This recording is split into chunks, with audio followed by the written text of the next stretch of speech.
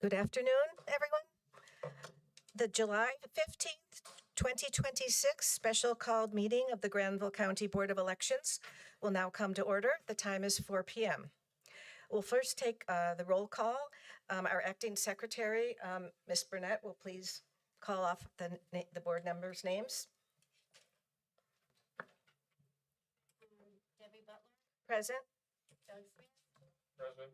Teresa Gillis, Present. Sharon Alvarez, Present. Please let the record reflect that 4 members are present, constituting a quorum. The board will proceed with the published agenda for this special called meeting.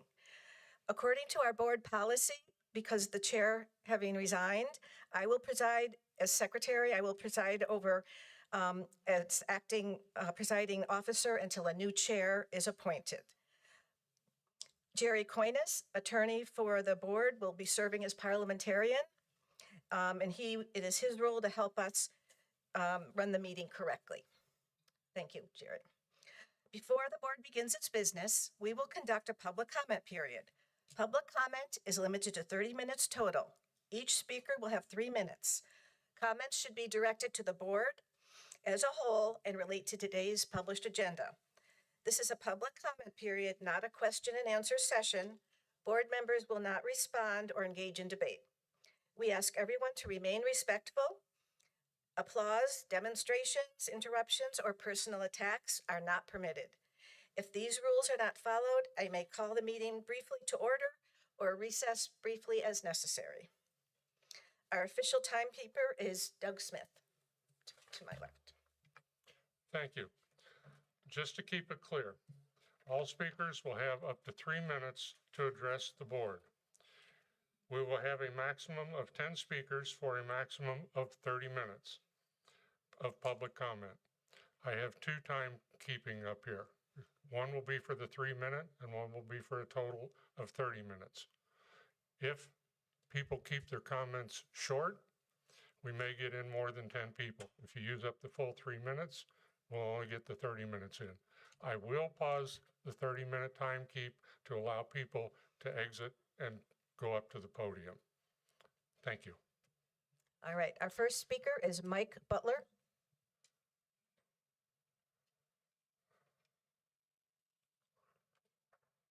Good afternoon. I'm Mike Butler from the Wilton Precinct. Want to open? Push the button, Mike. Okay, here we go. I'm Mike Butler from the Wilton Precinct, and I want to open by saying thank you and how much I am in awe of the job that the members and Director Burnett are doing in the face of enormous pressure from angry crowds and some of the lies and half-truths being circulated. We had a guy here who claimed that moving the early voting site from Public Works to the Expo Center would cost him $8 to vote. Well, it's 4.8 miles from Public Works to here, according to AAA. The average car gets 25 miles to the gallon. That's less than a fifth of a gallon. So we're talking 68 cents. So the only way for that trip to cost him $8 would be for him to stop at the Cookout along the way. I like to deal in facts, not false narratives. And the fact is that the Expo Center is a vastly superior venue. It's easy to get to. Just look at how many people are here and made it to here today. It has ample parking, which unlike Public Works, plenty of room inside, unlike Public Works, and even bathrooms and good handicap access. And it doesn't have a surly staff that doesn't want us there. I voted there once, never again. The parking alone was a nightmare. Give me the Expo Center, hands down. The other fact is that the Expo Center is a disaster voting site, meaning it is the go-to venue in the event of a major public emergency. And the vast majority of our counties have early voting at their disaster voting sites. Let's not be the outliers. As for South Branch Library voting site, I also voted there once and never again. Sheriff Fountain once told a member of this board that he would prefer that voting not be there. And I can understand why from a public safety point of view. The library shares a building with Early College High School, which I know very well because both my grandchildren attended that school. And I know that the traffic and parking there are nightmarish. And that's even before the school buses arrive. Add the voters to that already congested scenario and you have a recipe for potential tragedy. The principal of Early College doesn't even want us there. They just don't have the space for a polling place there, no matter how convenient it might be for the few people who live close by. Finally, I know that the county commissioners authorized spending the extra money to open up a 4th early voting site, and I'm all for it. But the reality is, staffing the extra site is challenging, if not impossible. As it is, we have enough trouble getting adequate staff to run the 3 sites we already have. In closing, I want to thank you all again for your service. It's difficult enough without being called a racist or accused of voter suppression. Nobody deserves that kind of bullying. There are 42,000 registered voters in Granville County. I question whether the number of people in this room actually represent the population of people who will be affected by what you decide. Once again, thank you for your service. Thank you. Thank you Next. for your comments. Okay, that was Mike Butler, 1119 Evensong Court in Youngsville. Next, we have Portia Lopez, 414 Taylor Street in Oxford.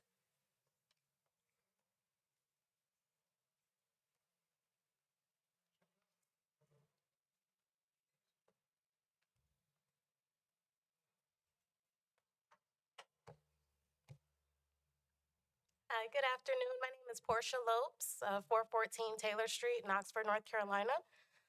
Good afternoon, board members. I wanted to take the time to say thank you. First, for holding this special meeting, and second, for allowing the community to speak both for and against proposed changes to the early voting locations in Creedmoor and Oxford. That demonstrates a willingness to listen and to do what is best for Granville County, and we truly appreciate those efforts. I've lived in North Carolina for 21 years, and I've been fortunate enough to call Granville County my home. The people here are my communal brothers and sisters. Some I agree with, and some I disagree with, but that's the beauty of living in America. That's democracy. Over the past few weeks, I've listened to my communal family share their concerns. I don't need to repeat how these closures could inconvenience elderly voters or how they may be perceived as creating racial or partisan disparities. You've already heard those concerns. And I don't need to remind you of the statistics, you already have them. You already know that election after election, Public Works has served roughly 40 to 45% of all early voters, while South Branch has consistently served another 35 to 40%. Together, these 2 locations have served to overwhelmingly majority of early voters in Granville County. You also know that nearly 6 out of every 10 Black early voters have consistently voted at Public Works. Roughly 1/3 have voted at South Branch, and less than 11% have voted at Tar River. You already know these numbers. You already know, based on statistics, there is no logical reason to close these 2 early voting sites unless the goal is to diminish access for the significant number of our county's voters. But I know that isn't your goal, right? I know through these special meetings that this board is working to adopt an early voting plan that serves the voters of Granville County and ensure access to democracy, right? It's fitting that America is celebrating its 250th birthday. It's semi-quincentennial because I'm reminded of a quote from someone who lived during that era. In 1768, 8 years before the Declaration of Independence, Benjamin Franklin wrote, "They who have no voice nor vote in electing of representatives do not enjoy liberty, but they are absolutely enslaved to those who have votes and to their representatives." So again, I don't need to repeat the sentiments of my communal family because you've already heard them. I don't need to remind you of the stats and facts because you already have them. I don't need to tell you that the county commissioners oppose these closures and is willing to provide funding to open an additional early voting location while keeping the current sites open because you already know that too.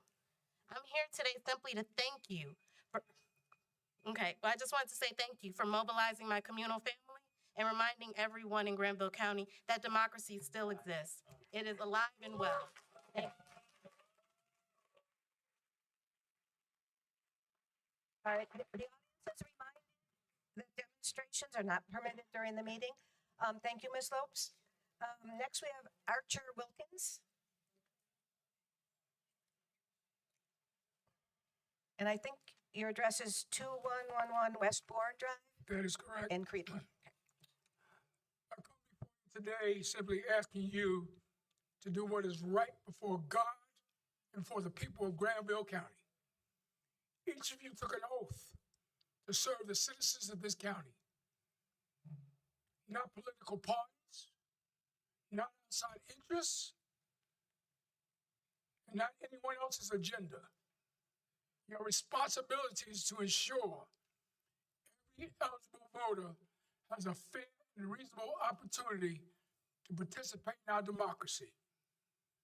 No explanation, no carefully prepared statement, and no procedural justification can erase the fact that closing early voting sites will make voting more difficult for many of our citizens. This decision is about more than a building. It's about access. It's about trust. It's about whether every citizen's voice matters. Dr. Martin Luther King reminded us, the ultimate measure of a man is not where he stands in moments of comfort and convenience, but where he stands in times of challenge and controversy. Today is one of those moments. History will not remember how eloquently this decision was defended. It will remember whether you protected the people's right to vote. As Spike Lee reminded us, I simply ask you, do the right thing. May God give each of you the wisdom and courage to make the right decision. Thank you. All right, thank you, Mr. Wilkins. Our next speaker is Liz Purvis.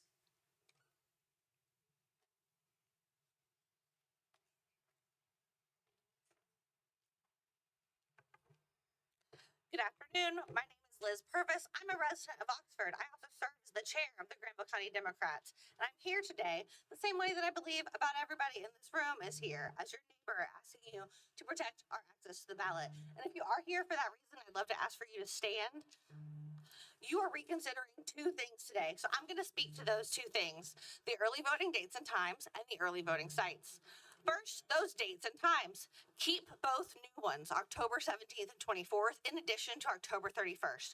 Let me tell you about who votes on Saturdays. It is cashiers at Ace Hardware and waitstaff at George's who work shifts they can't walk out of on a Tuesday. It is a single working mom who drives an hour each way to work and gets home after the polls get dark on weekdays.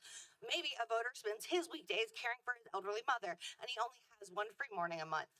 Until Election Day is a holiday, Saturday is the day that democracy actually works for working people's lives. Cut either of these days, and you have not just trimmed the schedule, you have told working class voters that the ballot belongs to those whose time is more flexible than theirs. Secondly, the sites.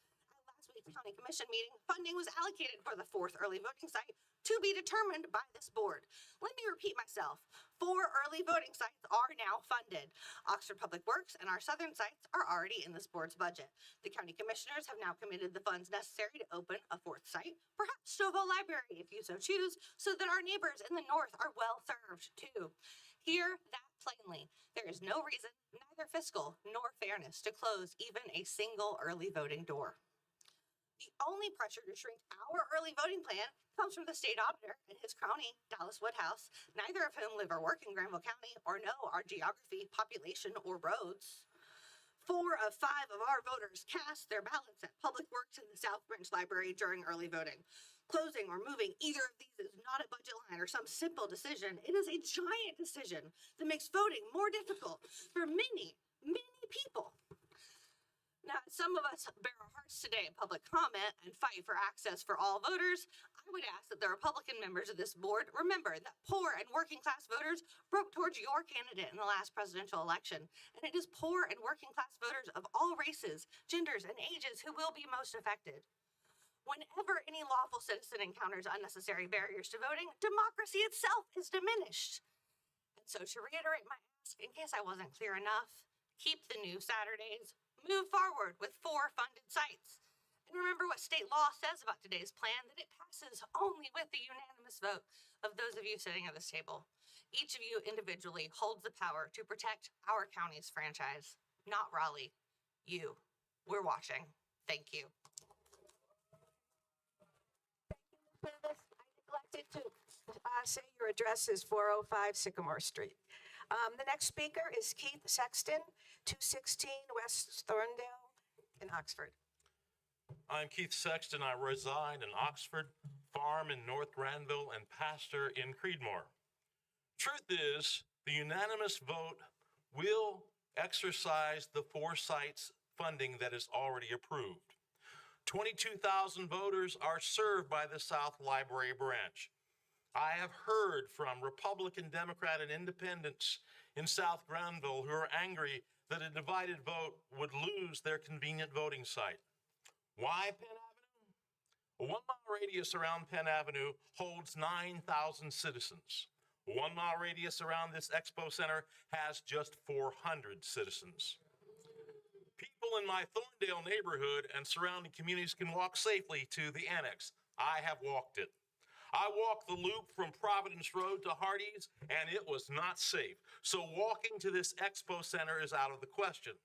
The truth is there are voters who have no transportation and mobility issues. The truth is you have voted unanimously for the early dates with 3 Saturdays that serve those whose jobs offer no flexibility. It is straightforward, simple, and nonpartisan to vote unanimously to approve the early voting sites we have historically employed and a new site in the north. One customer complaint represents up to 50 that didn't bother. The scores of persons who have attended these 3 meetings represent thousands who have not been able to attend, who support the 3 traditional sites, a 4th site in the north, and 3 Saturdays. There's an ancient story of a person who came across a burning bush speaking the truth. He argued with the truth until he realized the truth must win. This is a burning bush moment. We are here for the truth of free, fair, and accessible elections voted on unanimously by you as you serve Granville County voters with 4 early voting sites and as many early voting days as legally possible. We are here for democracy for Granville County, by Granville County, and of Granville County. We thank you for making this the purpose of this meeting. Thank you, Mr. Sexton. Our next speaker is Baba Carr, who resides at 212 Granville Street in Oxford.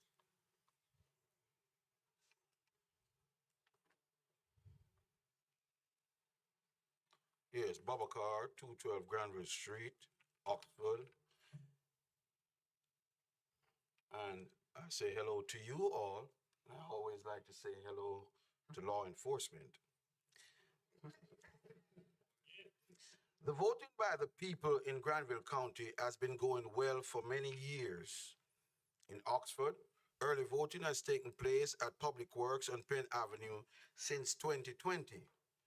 This has been going well. I dare say excellent for many years now with no problems. Over 10,000 people voted at Public Works in 2024. The Public Works building is in the heart of the city, and there has been no problem voting there. The people's opinion and suggestion is that voting should continue there. The people's opinion and suggestion is that voting should continue there. We have been coming to all these meetings to tell you just that. There is no transportation to get to the Expo Center for voting. I don't drive or have a car, and I had to get a ride here today to talk to you.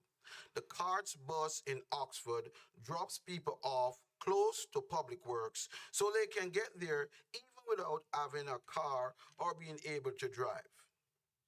The fact of the matter is that the Public Works building is definitely the better place for all. I'm asking that you all, as the appointed officials who oversees our voting, listen to the people in the county. It should not be up to the state government or the North Carolina auditor, Dave Boliek, to decide where we vote in our county. Some men in Raleigh should not have the say over how we run things in Granville County.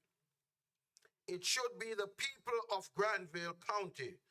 Let us have the people in the local area decide for themselves. Please do the right thing. Please do the ethical thing. The thing that everyone in our community is asking you to do. You have the money to open the site in the northern part of the county, and you do not need to close Public Works or South Library to do that. Thank you very much. Mr. Carr. Our next speaker is Gary Kennedy of 2036 Silverleaf Drive in Youngsville.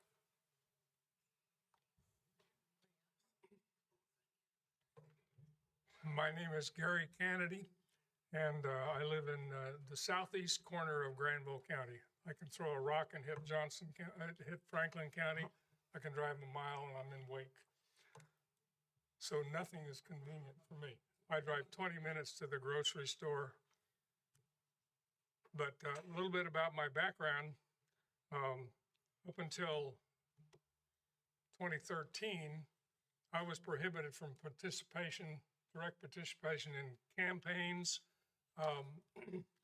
any kind of politics, because I was in the military or working as a military contractor up until 2013. So the first time I voted in person, I was 48 years old. That's not real convenient. I was on a submarine for most of this time. We were at sea for 2 months submerged, no communications, no letters, no email, no nothing. But everybody on my ship always voted because we requested absentee ballots. I voted in the same place in California for my whole 26 years. And the first time I got to vote in person was when I retired from the Navy. And so it's not impossible to vote if it's inconvenient. In Granville County, you can get an absentee ballot with no reason. You don't have to be sick. You don't have to be disadvantaged. All you have to do is get an absentee ballot. You can have a friend or a family member get one for you. You can call the Board of Elections. They'll mail one to you. And they'll mail the application for you. And my mother voted absentee because she was bedbound. She couldn't get out when she lived with us right here in Granville County. My wife has voted absentee ballot for the same reason.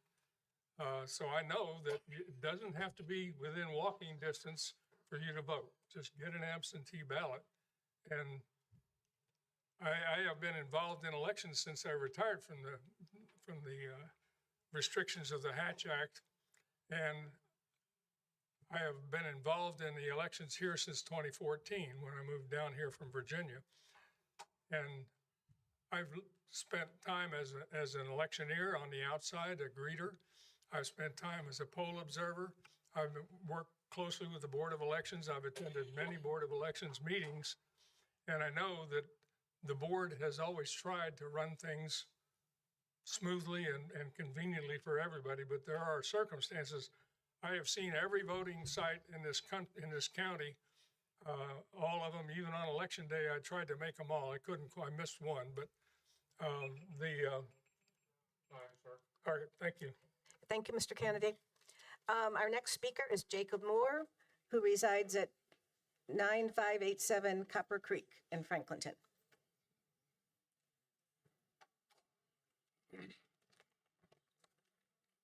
Thank you, board members.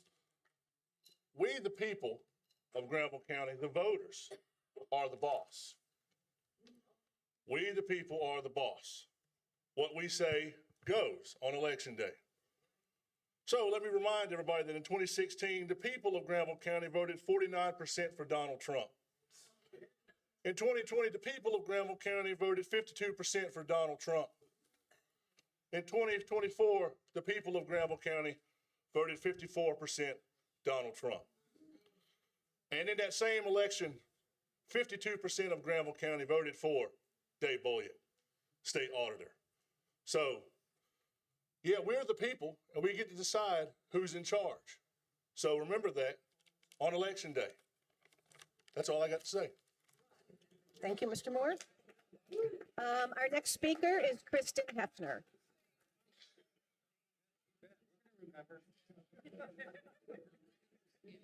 All right, I remind the audience to please be respectful of our speakers. Thank you. Good afternoon, board. My name is Kristen Hefner. I live at 400 West B Street, apartment G5, Butner. Since hearing about the proposed plan to close South Branch Library and Oxford Public Works early voting sites, I have been to every single meeting that you all have held, as well as every county commissioners meeting, and the same is true for a lot of the people in this room. I was relieved that on June 30th, you all voted unanimously to revisit your vote on moving our early voting sites and agreed to ask the county commissioners for funding for the fourth site in Stovall. It finally felt like you were listening to the people who live in Granville County and that have been showing up to make their voices heard. This was especially relieving after hearing comments about following orders from the boss. That's the exact opposite of what I want to hear from officials that represent me. As was just said, the people of Granville County should be the boss. The people who are in this room sharing how these changes will affect them should be the boss. Everyone who is in this room has taken time off work and out of their busy lives to come here on a Wednesday afternoon, and we should be the people you are concerned about listening to. We, the people of Granville County, know what's best for us and we should be allowed to decide that for ourselves. You've heard from so many people at this point about why we don't want our sites to move, but I'll once again name just a few of the reasons. Changing voting locations, especially in the middle of an election cycle, will reduce voter turnout. The new proposed sites are much harder to get to. Travel distances for voters will at least double compared to 2024 if the new proposed plan is accepted. For me personally, my travel will go from 3.4 miles to 14 miles in a 21-minute drive to a place that's nowhere close to any grocery store. Oxford Public Works and South Granville Library, where the majority of people already vote. Public Works has served the largest percentage of voters in every single election since 2020, and the South Branch is the second most used early voting site by Granville County voters in every election since 2016. In 2024, 10,207 voters voted early at Public Works. 9,420 voters used South Granville Library. It didn't seem to them like it was super hard to get to. There's no logical reasons to close these two early voting sites unless the goal is to reduce access, especially for Black voters and for the majority of Granville County voters who use these sites successfully. I and many other people in this room showed up to the last county commissioners meeting to support you all and fight for you all to have the resources you need to do your job effectively. You now have them. You have the money to expand voter access by opening a site in Stovall without closing any of our current sites. We fought for you, and now it's time for you to fight for us. If these changes to our early voting locations are not about voter suppression and truly are about increasing voter access in our county, then now is the time for you to prove that. Thanks.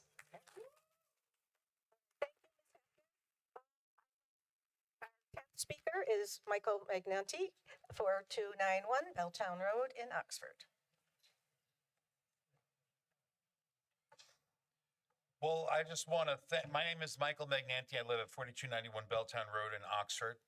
And I want to thank the members of the board who have had the courage to look at this decision objectively and make decisions based on what's best for all of Granville County voters throughout the geographic area. This plan that you have, I also want to clear up some things that are not true. This decision has been made. It was a majority vote, 3-2. And the sites that have been chosen are the Stovall Public Library, the Expo Center, and Tar River Elementary. And the facts are that we don't know, none of us know how busy the Stovall Public Library location is going to be, because we've never had a polling place, an early voting polling place that has been north of the city of Oxford. And the fact is that there is 55% of the landmass of the county that is north of the city of Oxford.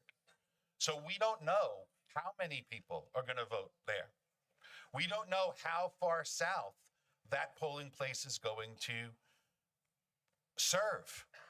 We don't know if the people that live near J.F. Webb High School, takes about the same amount of time to get here, are going to choose to travel up to Stovall. We don't know. But the Oxford Loop being a natural barrier, it would stand to reason that you may have people as far south as there go. I'm going to vote there just because I want to see if it's a good site. So these are facts. This has happened. And you guys are not racist because you've decided to move the polling places. This Expo Center is the catastrophic site. It makes absolutely no sense to suggest to me that in the event of a catastrophe, we're going to move the equipment, we're going to move the ballots, and we're going to move the people during a catastrophe to come here to set up and have the early voting site. It doesn't make any sense at all. It's not logical. This site here has an easy entrance. It has a flow to the drive, and the Public Works does not. The Public Works has limited parking, and you don't know where to park because there's no lines on the road. The South Branch Library is a dangerous site. The electioneers set up in the parking lot, and it is dangerous. There's buses that go through. Children are walking through the polling place. There is no question that the Tar River Elementary School is a better site and is a safer site. There is no question about it. Thank you. Thank you, Mr. Magnanti. Timekeeper, do we have time for another? All right, we have time for another speaker, Fred Johnson.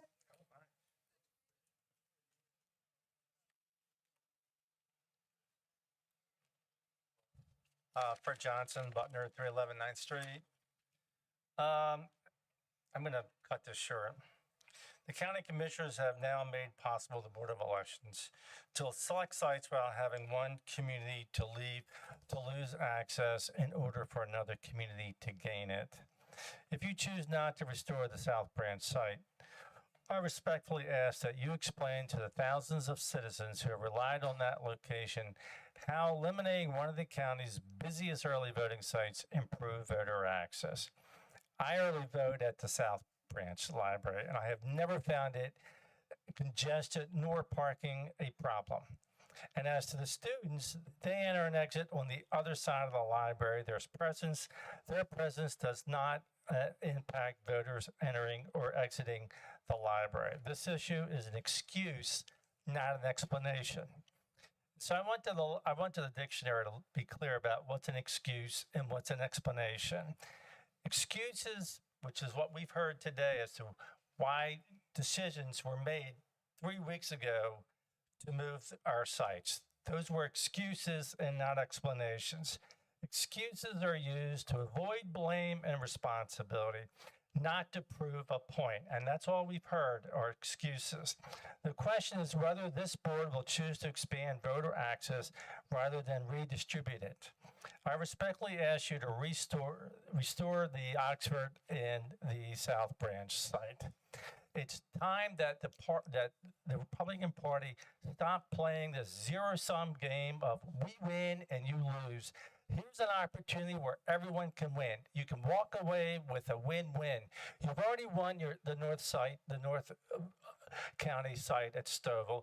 Now give back the Southern and the Oxford site to the community. Thank you.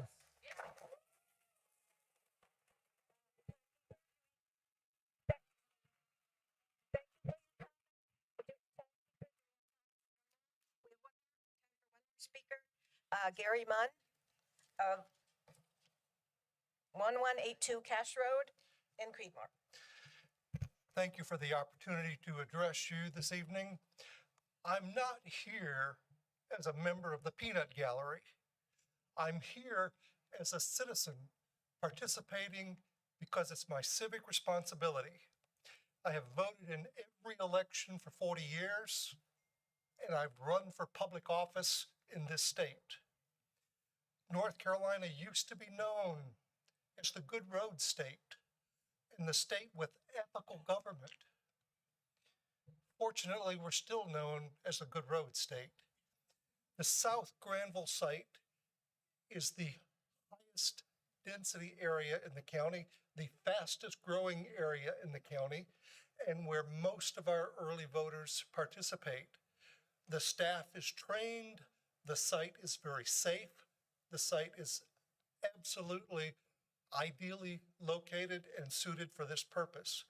Closing the South Granville site for no other reason than to disenfranchise voters because somebody said it was on a college campus is not in the best interest of the community. I would ask that this board make a decision that is right for this county, not for Dave Bullock and not for the other state officials whose texts and emails are becoming public daily and also very inappropriate. But thank you very much for this time. Okay. That concludes our public comments. Thank you to everyone for participating. Now we're going to proceed with the agenda items. The first item of business is to reconsider the inclusion of Saturday early voting dates and hours for October 17 and 24, 2026. Director Burnett, will you please clarify the correct dates and times for our 2026 general election early voting schedule? We don't have it. Doug, would you be willing to do that? Okay.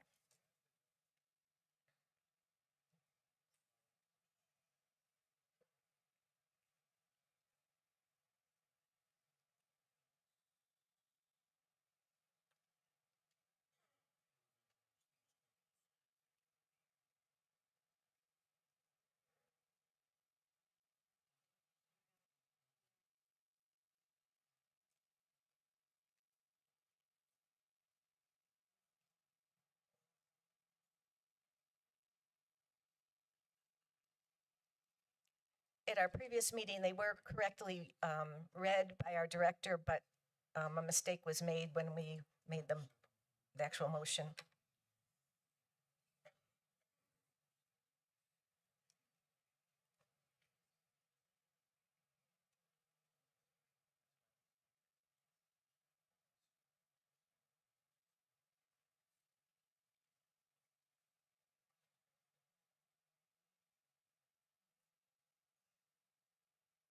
Doug, are you reading them or? Oh.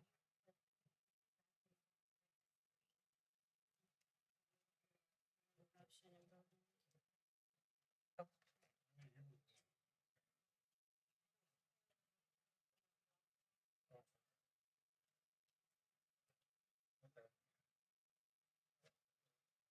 Me?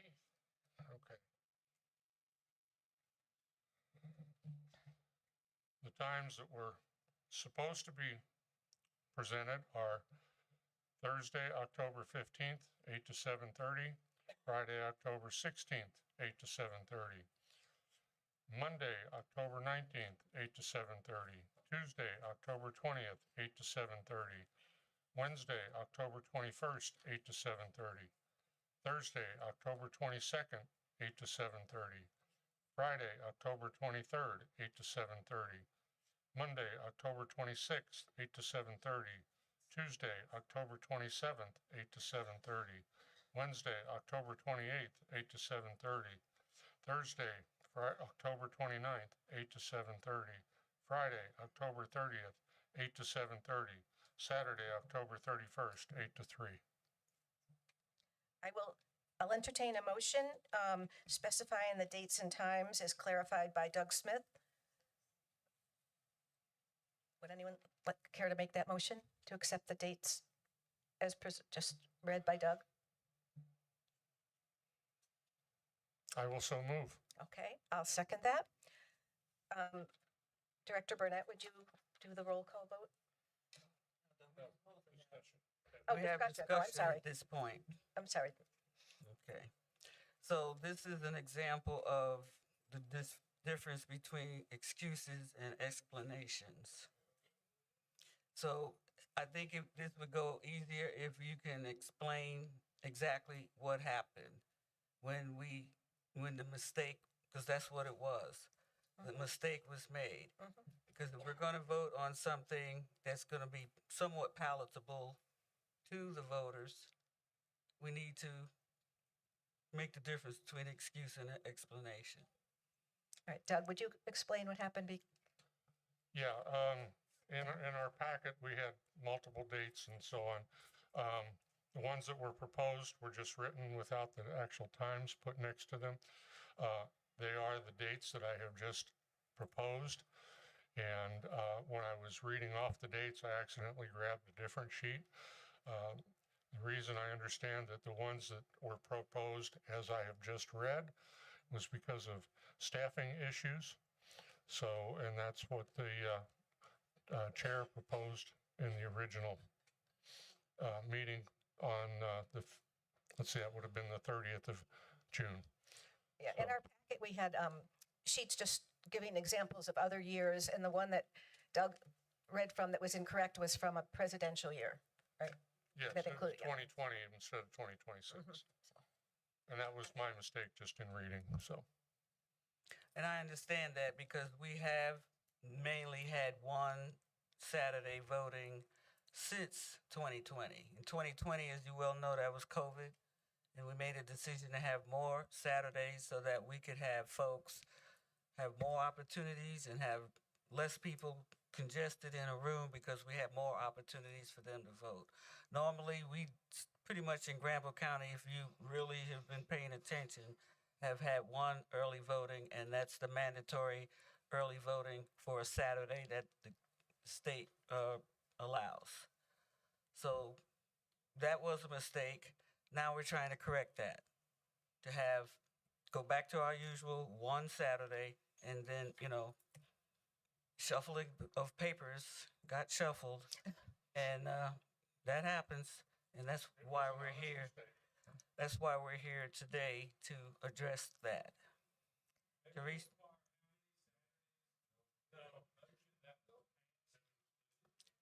Yeah. To clarify, the correct number of, it should have been one Saturday. Okay. All right, I'm sorry. Is there any further discussion from the board? Do you have any questions, Teresa?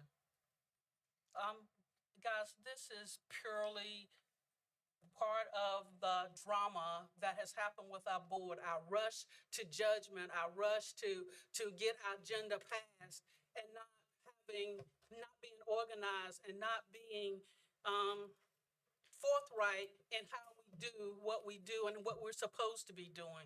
This is a very simple task that we could have done correctly, but we failed to do that because we wanted things to be a certain way, and it is not how we should be handling something as precious as one person's vote and when we vote and how we vote, to rush to do these very things.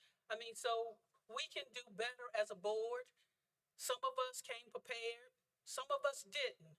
Some of us came here wanting to have an open dialogue, others didn't. And so this is evidence of us rushing to have an agenda that did not serve the citizens of Oxford. So it is needed that we change the dates and eliminate some of those Saturdays, because there may be staffing issues with regards to having poll workers to work all those Saturdays to accommodate all of our voters who want to exercise this right. So this is why we are asking our public and any citizen who wants to be trained to be a poll worker to step up and make this work for our county.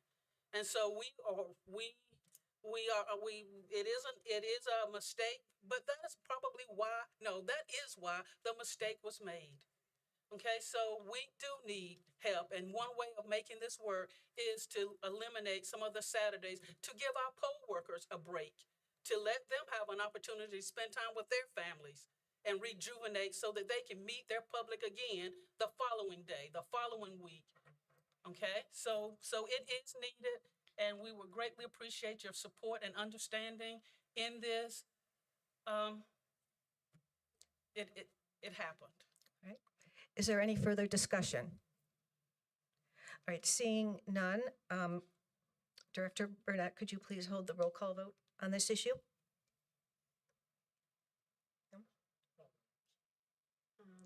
Sharon Alvarez, I vote yes. Teresa Gilworth, I vote yes. Debbie Butler, I vote yes. and Doug Smith. I vote yes. All right, the early voting dates as presented by Doug are now adopted unanimously for the fall 2026 election, early voting election.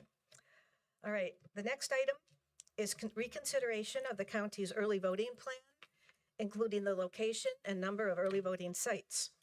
Currently, there has been a majority vote to adopt the Stovall Public Library, the Granville County Expo, Convention and Expo Center, and the Tar River Elementary Auxiliary Gym as our early voting sites. Before we move into discussion, I will entertain a motion. I make a motion that we revise this whole process that we're dealing with here. Can you be more specific? Okay, What do we need to, I think at this stage, I think it's just open for discussion. I'm not sure we need to lead off with the motion. I think general discussion, see where the board goes, and then at the appropriate time, a motion would be in order for a recommendation. Don't we need a motion in order to open discussion about it? No. we're reconsidering. That's what it's saying here. The board will reconsider the location, number of early voting sites for the November 2026 general election. We already know what we voted on before. Deadline for turning in this packet is not until the 26th of July, so we got some time to discuss it. The 24th. 24th of July, excuse me.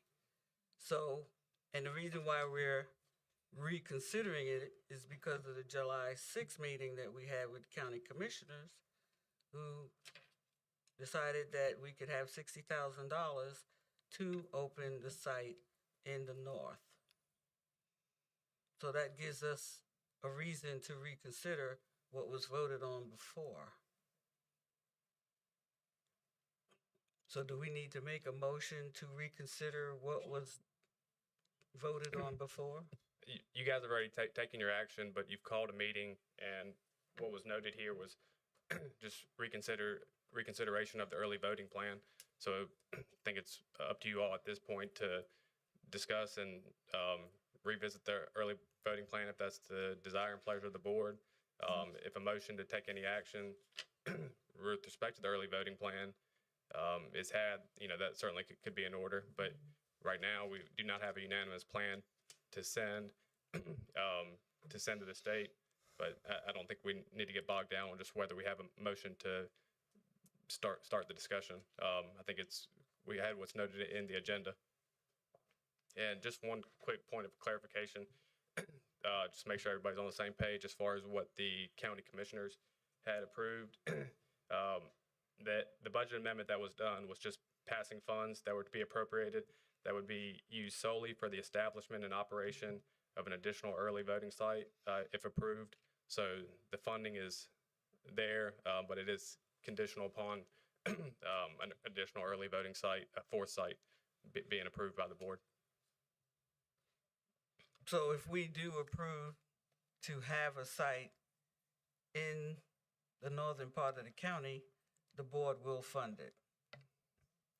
Correct. So, and again, at the end of the day, if to avoid the plan in its entirety going to the state board for consideration, you would still need to have a unanimous plan. So if you don't have a unanimous plan as to all details, obviously the dates and hours, that's unanimous, no issues there.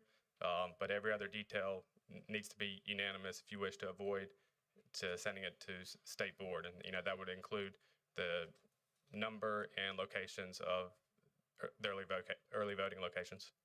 Do we have to reconsider Wilton precinct?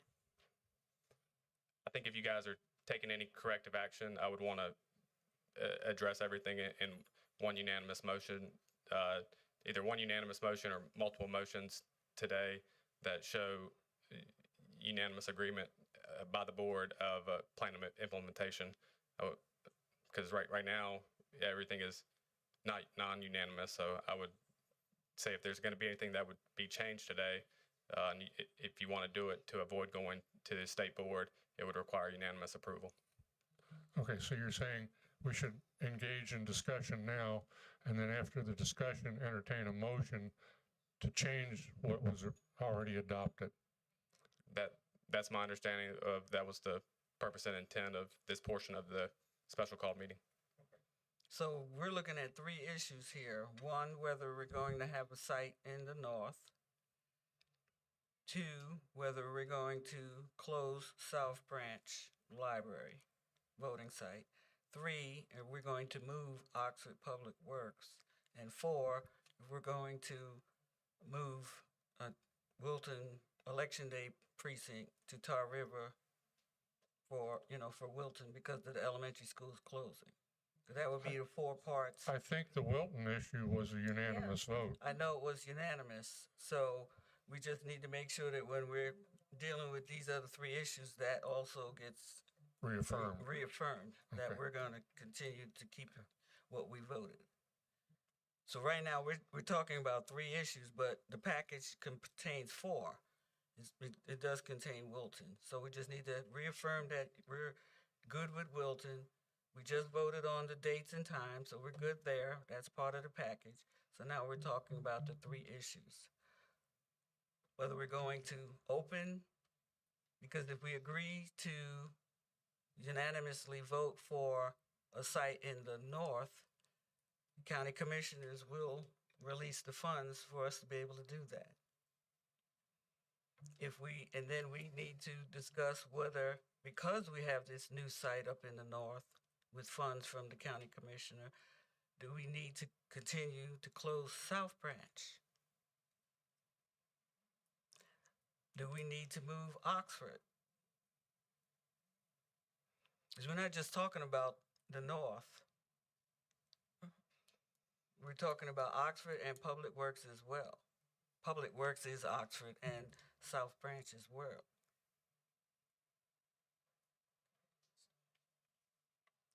Excuse me?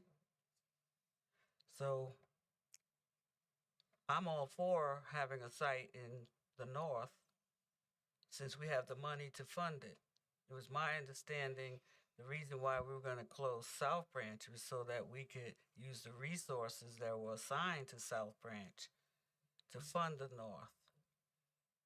Am I correct or incorrect in that thought? I think we were also trying to geographically locate the 3 sites in north, central, southern part of the county. So because we wanted a site in the north, because we felt it was justified in them having an opportunity to have an early voting site, even though the north did have the opportunity to mail in a ballot, they could have come down to Oxford to vote, but you felt it was important for them to have an actual early voting site. So we're willing to take one from the south, move it up to the north, so we would have a north, a central, and a south. Now, the reason why I voted against that was because I didn't think it was fair to take a site from the south. The reason why we had 2 sites was because the population warranted, the voting numbers warranted it, and in the north, you had a lot less registered voters, and they did have the opportunity to come down to Oxford Public Works. Of course, we want to move Oxford Public Works here. That was going to make it even a longer trip for the folks up north. So now we went to the county commissioners, asked them for funds. Teresa represented us. Republicans didn't show up. Yo was supposed to show up at that meeting, and he didn't. I understand you weren't feeling well. County commissioners raked us over, Teresa and Tanya over the coals, because if you listen to the meeting and hear the invocation that was given, and then listen to the way people talked to them by the time they got to being number 19 on the agenda, two different people here. But in the end, they gave us the money. So we're going to take that money, put it up in the north, and open up the site. Now, I can go with that. But my question is, what's going to happen with the south? Because I'm under the impression there got to be more to closing South Branch than parking lots. And whether kids can make it from one end of the... Please, please, please, we're trying to have a serious discussion here. I appreciate your support, but can we could just hold that, please? Because this is not... Clapping is not going to make a difference here. So that's what I'm looking at. Mm-hmm. Are we going to agree to leave Oxford where it is? Or are we going to continue to deal with the fact that they have a parking lot issue too? Because to be honest with you, I've been thinking about this, and one of the things that I wanted to say to you, because we haven't done much talking among ourselves since this all happened. I want to know, why did you move to Granville County? Because except for Teresa, none of us are from Granville County. At this point in our life, why did we move here? And I'm sure that we had good reasons. And the other question I'm asking is, why did we decide to be board members? Why did we put our hand on a Bible and swear to hold or affirm the Constitution of Granville County as well as the Constitution of the United States if we weren't here to try to do the best we could for the people of Granville County by providing them free and fair elections? And because I know when I moved here, it wasn't to make things harder for the people of Granville County. I can personally say I have always had an easy time voting, never had a problem voting. And I can't be a party to a situation where I'm going to be involved in making voting harder for other people. And I thought we all were in agreement of that.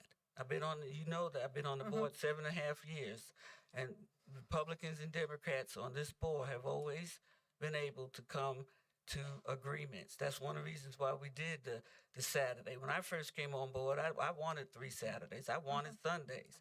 I heard other counties were doing it. I thought that was a good idea. But in, you know, dealing with the realities of what we have to deal with here with staffing and with funding, I was able to say, okay, I can live with 1 Saturday. I cannot live with shutting down South Branch. I've done too much demographic data of my own time to see how many votes, how many registered voters, how many people actually do show up to vote, to think that this is a good idea. It wasn't a good idea when we did not have the money. Now we have the money. That's great. Have that site up in the north.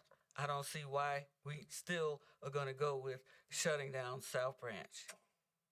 Because for every excuse that you have about what's wrong with South Branch, people do have other options. If you don't like South Branch because the buses are in the way, you can get an early voting ballot and vote by mail. If you don't like the idea that there's too much congestion and you're afraid that some child is going to get hurt because of a car accident, then you take your car and drive yourself to Tar River or drive yourself to Oxford.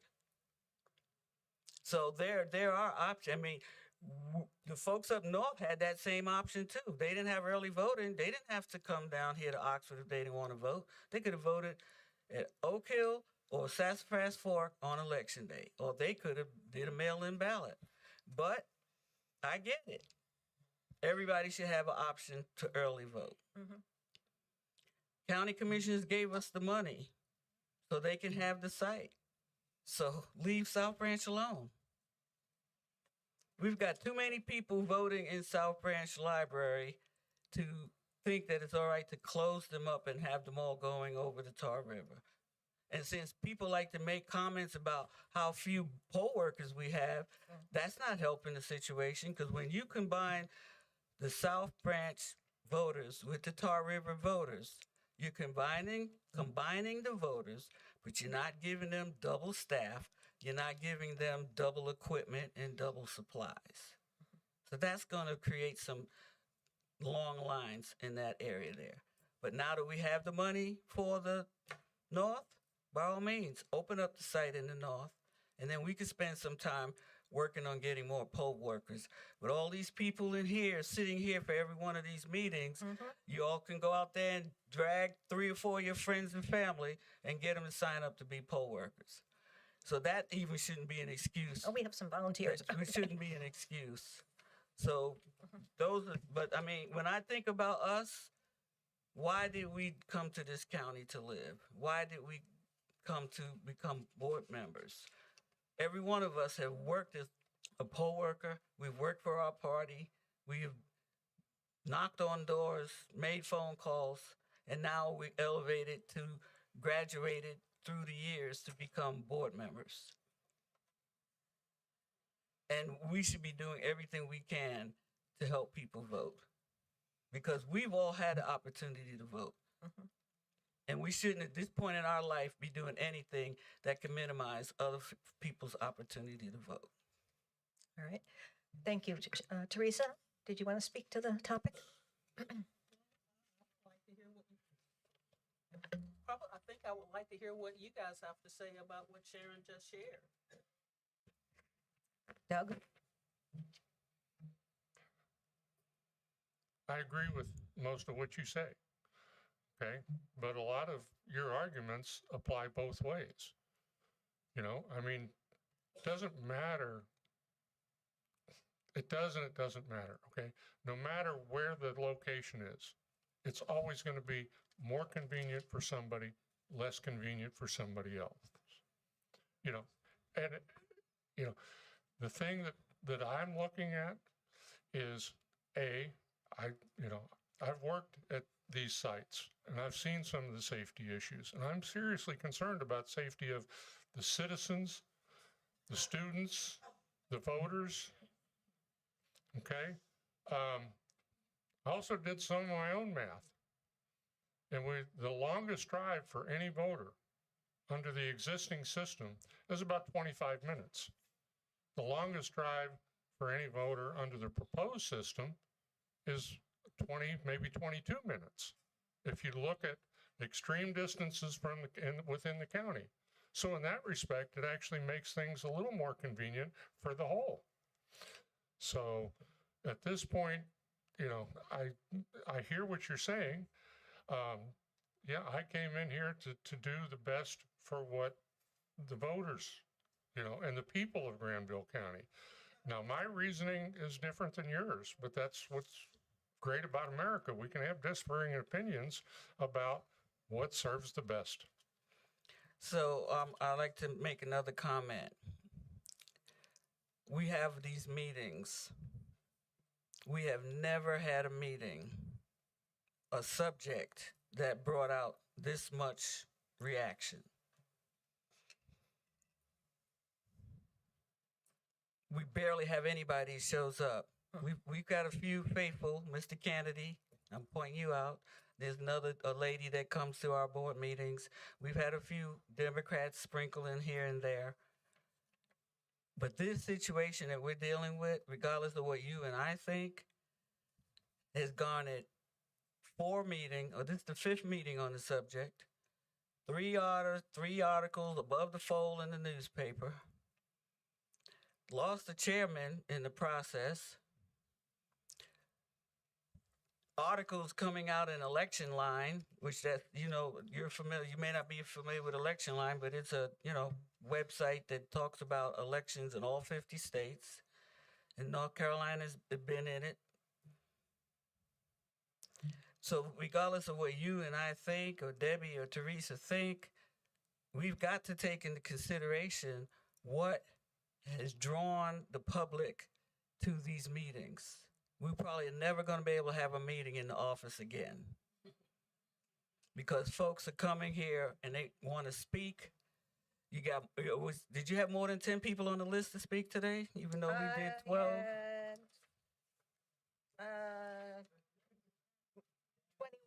In the 20s. Yeah, 21 people. So, and I know that with 41,000, what are we looking at? 41,803 registered voters in Granville County as of June 2nd of this year, because that number changes. These folks represent other folks. On the side of Mr. Kennedy and Mr. Magnati, yep, I'm sure there's folks that, there's 2 of them and maybe 400 or 500 other people that feel the way they feel. Maybe 2,000, 3,000, 4,000 people feel the way they feel. And then you've got the rest of these folks that they have, for every one of them, what? It's 100 people. I heard 100. If a person writes a complaint to Kellogg because they don't like the cornflakes, usually it's 100 people who don't like the cornflakes too. But you want to say 50, that's fine.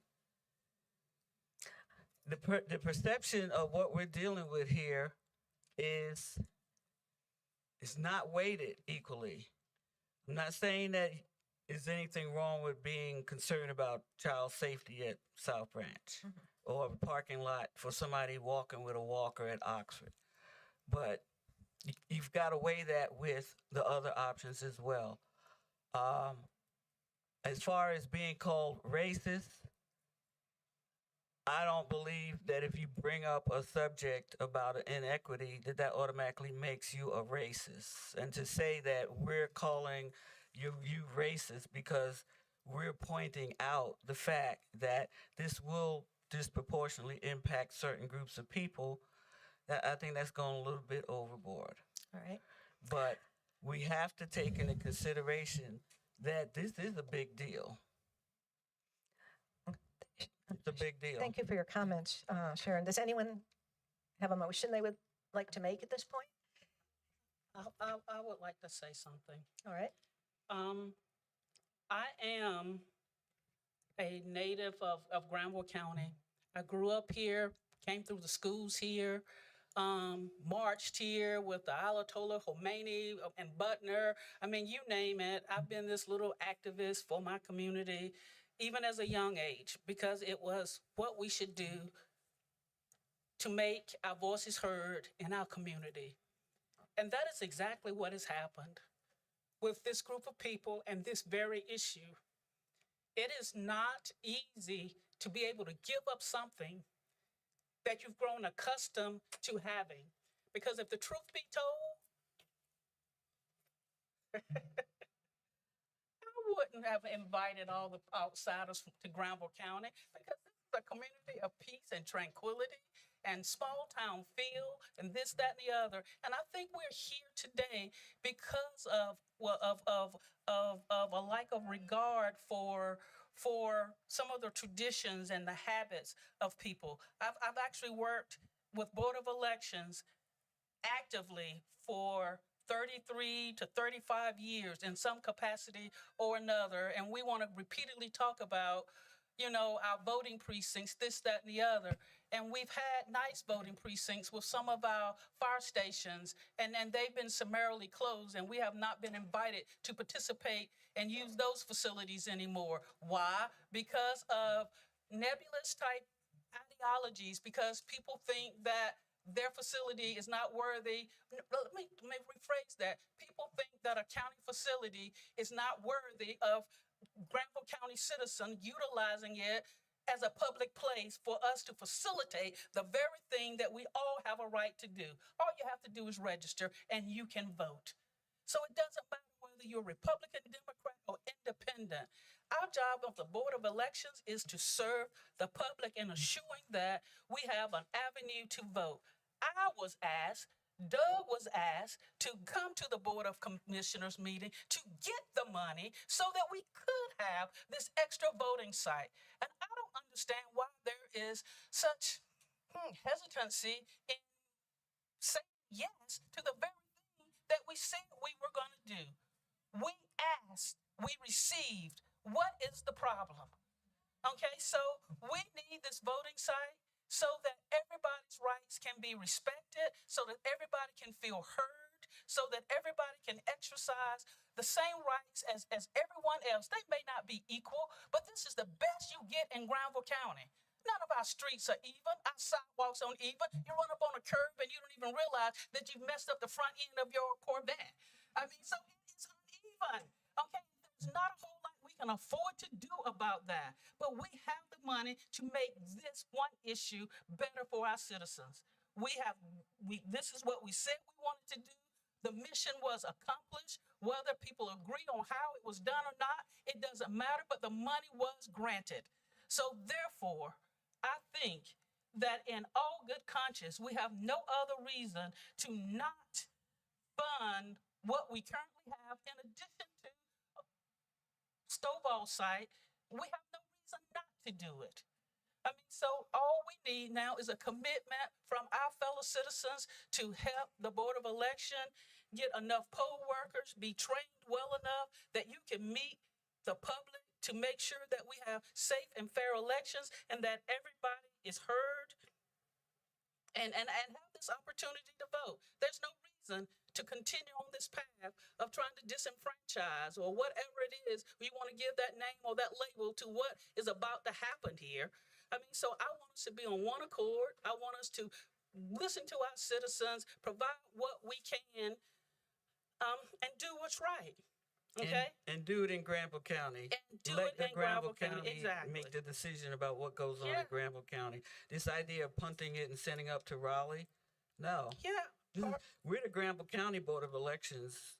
We're supposed to make this decision. Yeah. All right. Partisanship. County commissioners gave us the money, so now what's the problem now? Yeah. Partisanship has no place in a nonpartisan board like the Board of Elections. We're here to represent everybody. We're here to make sure that everybody has an opportunity to be able to participate as effectively as they possibly can in elections. I mean, every Voting Rights Act that has been passed has trickulated all the way down to say that. In probably, 1870 or something, we started out with expanding the Constitution to give rights to all races. In 1920, women got the right to vote. 1964, they did away with the poll tax. In 1965, we had the Voting Rights Act. So all of those amendments and all of those things have facilitated people being able to participate more fully. I mean, so why not continue that path and do that here in Granville County and not minimize someone else's right because now you have a majority vote. And when you take a look at what's happening in Raleigh, guys, we don't want any parts of that mess. I mean, it is a hot mess. It is concerning to me as a staunch person who truly believes in democracy, government by the people, for the people. You know, that is serious. And we can't allow partisanship behavior erode the very thing that sets the United States of America apart from many other countries. I mean, so we're on a trajectory that we don't need to be on. I mean, so partisanship and trying to hoodoo and up one person and not participate fully in the way that we're supposed to be as members of this Board of Elections is concerning. It's a threat on our democracy.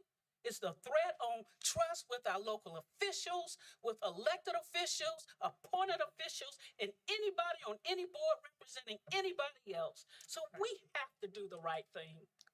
Thank you. Does anyone want to make a motion?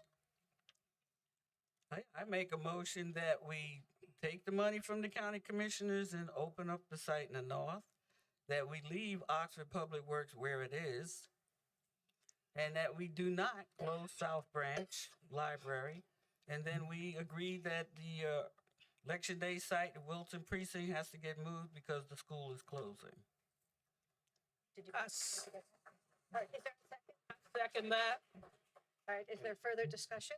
If I could just make sure I understood the election day, that's just moving it to the Tar River Right, location. yeah, fine. which we Thank you. did, but since we need to include that in the package. Do you want to restate? Yeah. Okay, go ahead. So I'll start with Wilton Precinct. I make a motion that we continue to, vote yes for Wilton Precinct to be moved from the Wilton Elementary School to Tar River Elementary School for Election Day voting. I'm letting Tanya write that down. She's got it. Okay, then, so we're gonna vote on these individually? We need to vote on each of these motions individually, don't we? You could do it either way. let's If you vote. wanted to lump it all together. No, let's make sure that we all know where everybody stands on each one of these issues. Okay, so It's fine. It's yeah, let's do it that way so that we know exactly what we're dealing with. Yeah. You want? I'm sorry, you took. No. Well, the discussion, Oh, Teresa and I Debbie, discussed. I would like to hear what your thoughts on with regards to our voting.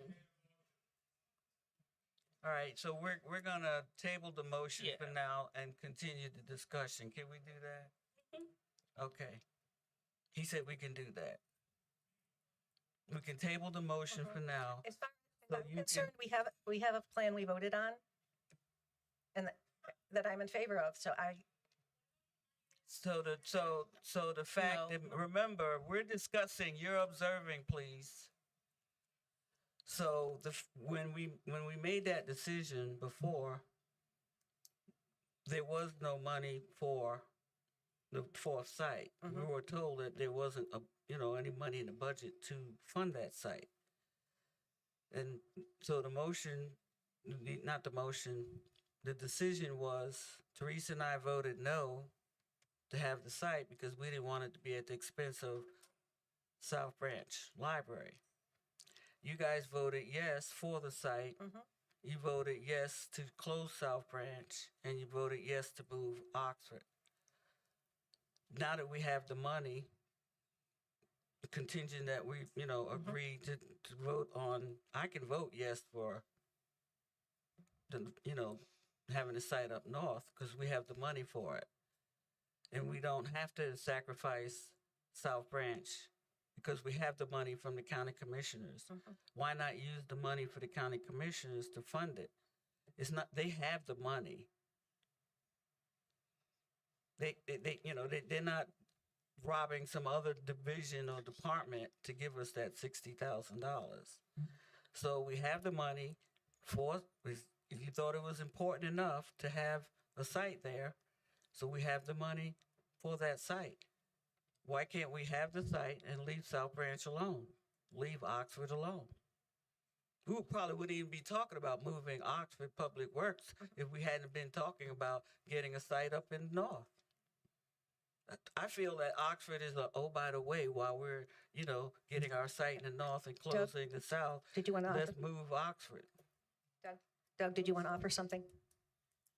Well, I'm not hearing anything that hasn't already been discussed, so I don't see why we don't just call the motion. Because the purpose of this meeting is the board will reconsider the location and number of early voting sites for November 2026 general election. So But all the points that you're making have already been made. We've already heard all the discussion. So you're saying that the fact that the county commissioners gave us $60,000 contingent on the fact that we agreed to open the site doesn't make a difference to you? You're willing to let that money go and just keep going with what we did on the 30th? Or what? I believe we voted for a plan on the 30th, and I'm willing to, that continues to have my support. Do you, Tanya, you did make a motion. Can I have Tanya repeat Yeah, it? we what? And it wasn't seconded. We tabled it in order for you to discuss your thoughts. I'd like to see us go with the plan that we passed. So the fact that county commissioners gave us $60,000 to fund that site, you're willing to let that go and just take the money off of South Branch portion and have 3 sites instead of have 4 sites? Yes. Now, Debbie, now you are aware that when we take this plan to the state, they're going to be looking at things like disproportionately favors any party, racial, group, or candidate. I mean, so those are the things that they're going to be considering. Now, why would we go up there and present the exact same information that we've already shared with our community, and we're still dealing with the exact same issues, and it directly implicates favoring a party, racial divide, segregating groups? I mean, so yeah, that doesn't make sense to me. We said that if we got the money, the reason that we didn't do X, Y, and Z, and the reason that you wanted the site in Stovall was because we didn't have the money to keep them all. Now we have the money to keep them all, and you still don't want them. And what Teresa's reading here is, I'm reading it straight this from is a statute that the state board, 163-166.35. the state board, that's a statute that the state board has to consider when they're looking at all of these cases that are going to be coming up there. This is not Granville County Board of Election statute. It's the statute that requires the state board in Raleigh, when they're considering our plans, to read that part again, Teresa. The state board shall take into consideration whether the plan for implementation disproportionately favors any party, racial, group, or candidate.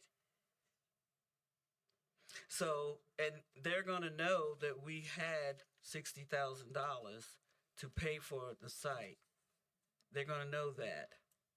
And then they have to decide whether the plan that was voted on before we had the money is still a viable plan now that we do have the money. We're supposed to go to visit with the county commissioners on the 20th of July to tell them what we decided. And they worked hard at getting us that money. I mean, they worked really hard. I don't know how many arms they had to twist and legs they had to break, but they got the money, they gave it to us. Well, let me tell you how many legs and arms they broke. All of mine. But anyway, so guys, seriously, this is bad press.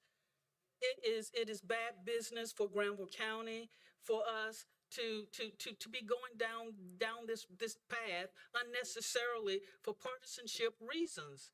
This is not what the Board of Elections' role in all of this is. That's what the Democrats do. That's what Republicans do. And the independents fall in line with whoever they decide to fall in line with. That's what they do.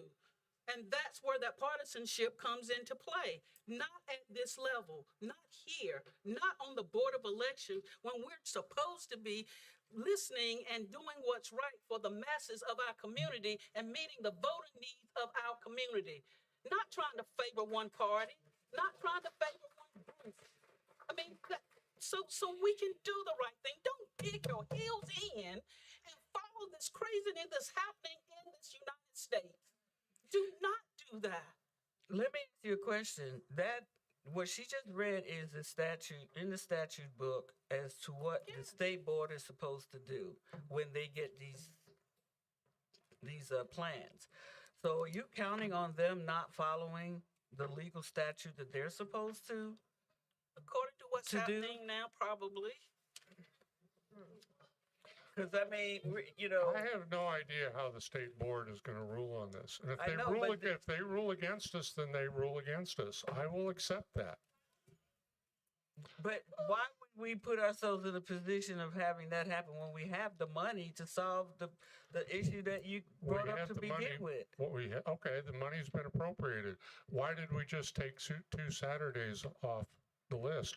We don't have the manpower. You took 2 Saturdays off the list because you made a mistake. If you had not made that mistake, it would have went right No, Doug, you know that since 2020, and you weren't with us in 2020, we have never had 3 Saturdays.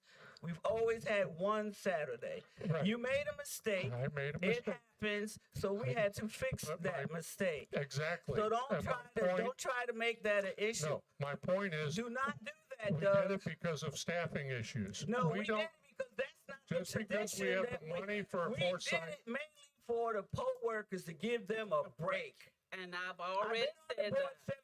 7.5 years.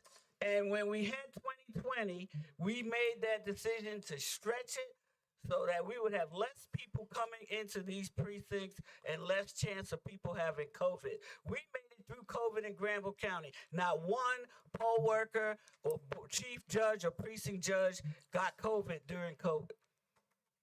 We lost somebody to COVID. We lost a precinct judge to COVID in January of that year. But because of the wiping down and the pens, 1 pen for 1 person, the shields, the Lysol spray that was going on. I mean, we spent money on 1 pen per voter so that nobody would touch the same pen that another person touched. And then after that, we went back to 1 Saturday. We never had Sundays. And it's always was to give the poll workers and the judges a break. So let's not start with the issue of we can get poll workers. We can get poll workers to come in here and work for us. You made a mistake, and that's fine. People make mistakes. If you had not made that mistake, we would have voted on 1 Saturday, and when would we be talking about it? We wouldn't have even had this meeting. That's fair enough. That's fair enough. So Now, when I say, Let's play real here. You and Debbie trying to get us to have a meeting before this meeting just to fix that one spot. And we said, no, we're going to have this meeting to talk about everything. Because here's the deal. If the mistake hadn't have been made, that second part of the process would have gone to the state board by now. Yep. It's two pieces of information that has to go to the state board. The first vote that we did, that Debbie agrees to, that she still likes that vote, and then the actual date and time. If that mistake had not made, you would have gave Tanya that date and time. She'd have packed it up because she said it in a meeting. Everything was ready to go. So we have another So chance a mistake to was do made. the right thing. You had to wonder if that's karma or not, but the mistake was made. So now we're here. We got a chance to get the money on the 6th. We got the money because I didn't know we would get that money. For all we know, the county commissioners could have said, "Hey, sorry, we don't have it." All right. I will jump through a few more hoops if you need me to. do you have anything new to add to the argument? Guys, we really need to do the right thing. All right. Do we want to deal with your motions? Did you want to separate your motions, Sharon, or? This is not a motion. No. This is not a motion. This is not a motion. You did make one that we then tabled. Oh, excuse me. She said motion. I was thinking emotion. Yeah. Okay. See, we make mistakes.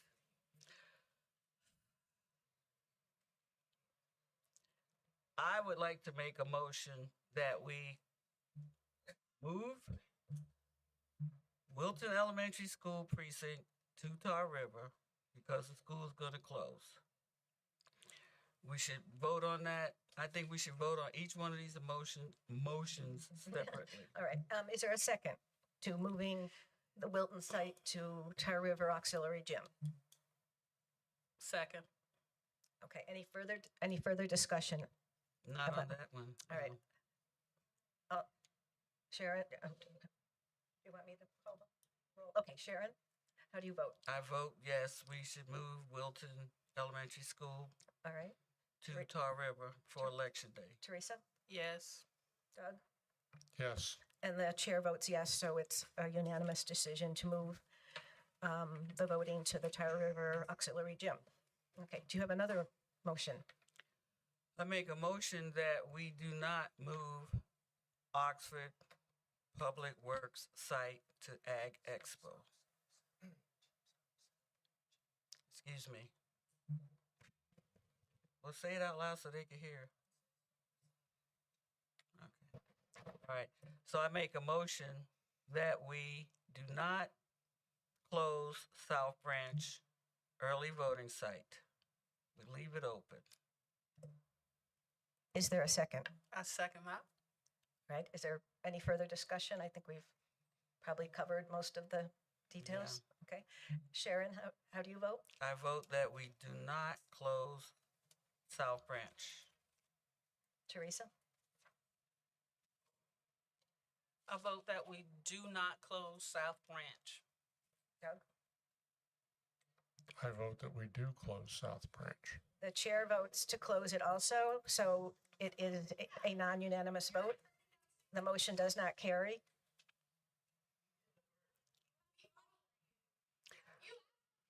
Excuse me. Now remember, you're observing us in action here. Thank you. All right.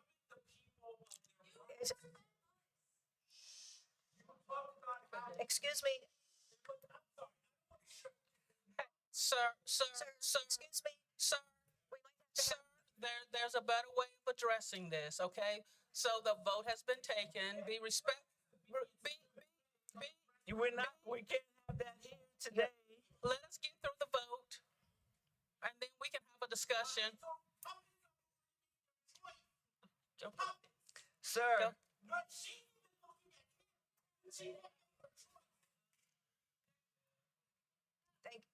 Thank you, officer.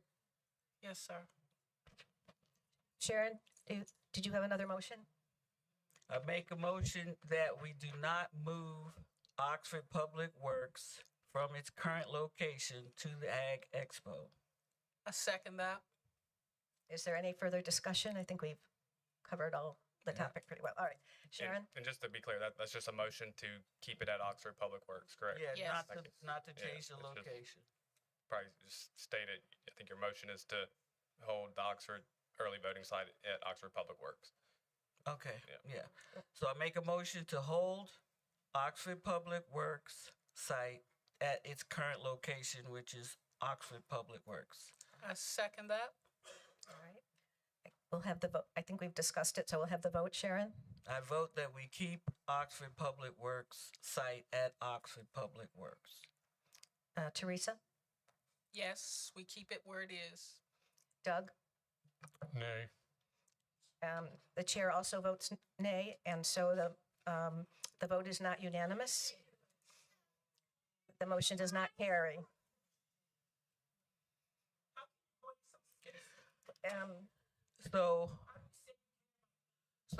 So we're voting to keep the money that the county commissioners are going to give us so that we can open up the site up north. Or what? We're going to give them the money back and just use it from South Branch? How's that going to work? I guess they would not need to spend it. If I could clarify on that again, that money was only available if a fourth site was approved. If it's a fourth site is not approved, And it did would they revert say we back had to to the county. approve unanimously? I think did they include that? Everything has to be unanimous. If we vote unanimously to open up the site at North because we have the funding, they're going to give us the funding, aren't they?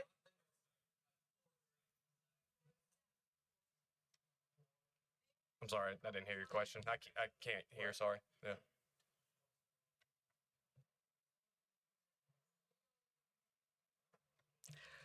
So we're here to reconsider the early voting sites. We know we have money contingent on the fact that we agree to open the site in the north.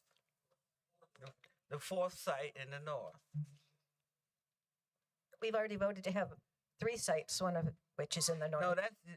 We voted on 3 sites last time. We're looking at reconsidering today.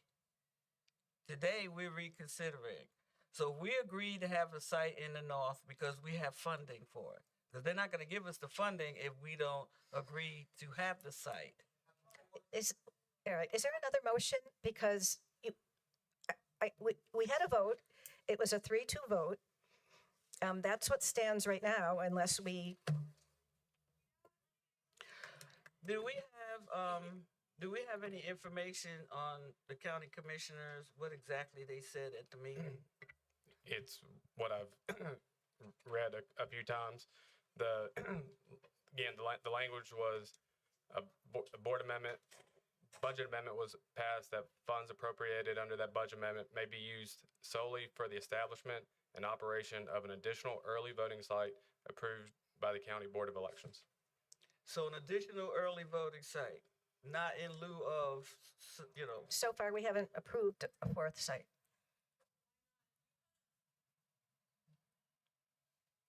It would have to be for approval of a fourth site. I don't believe that's been done. So it would limit the number of people showing up at some of our highly populated areas. It would assist our voters in having easier access. So why not have the 4th site? Why not? Well, we'll look like we're discussing again. Well, do we have a motion on the table here? Yeah, I just made a motion about Oxford.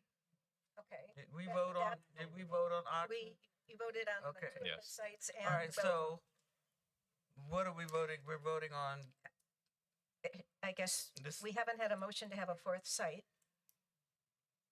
okay, so we can make a motion to have the 4th site. If we agree to have a 4th site, the county commissioners will fund it. Okay, so are you making a motion to have a 4th site? Yeah. let's make a motion to have the fourth site. All right. Is there a second? That the county commissioners will fund if we have the fourth site.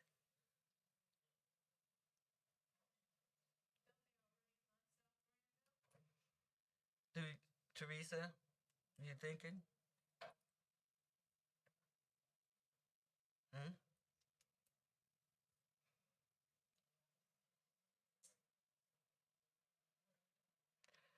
I made a motion that we open a fourth site in the north, contingent on the fact that the county commissioners will give us the money to fund it. I don't think the motion needs to be contingent upon the funding. I think the county commissioners made it clear if a foresight was approved that they would fund it. So it's already been. All right, been so the done. motion is We're to, trying to have a fourth site.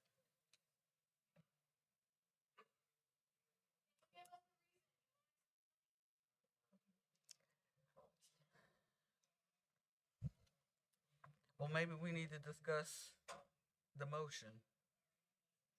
You want to rephrase it? no. It hasn't No, been has seconded. not been seconded. Right now, we don't have a motion on the table.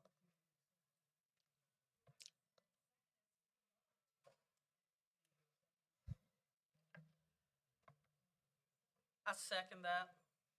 All right, I think we've discussed the No, issue. we and needed what's- to, no, I don't Okay, think we all right. discussed this one enough Mhm. because we just got clarification that they will fund us if we vote for a fourth site. So that means if we don't vote for a fourth site, they're not gonna fund it. Well, there wouldn't be a need. So, is that correct? Yes. I believe we came up with a very reasonable plan, geographically distributing the voter location sites throughout the county. Excuse me. Come on now, come on, folks.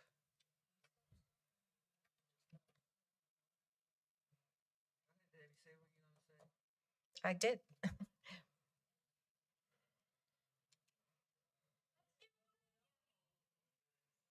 So basically, we voted what you voted before, and you're not willing to take into consideration that the county's willing to give us money to have a fourth site.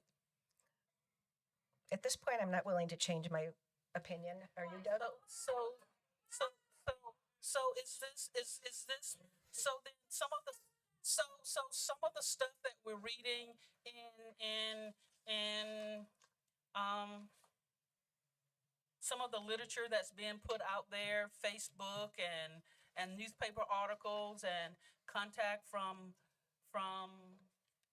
the New York Times and the Southern Coalition and all of those places haven't had an impact on where we are and what we should be doing and the ramifications of some of the things that are happening in our local government, in particularly with the appointment of Bolick and as the auditor of our state. He was and elected. The election of Bolick, he was appointed by.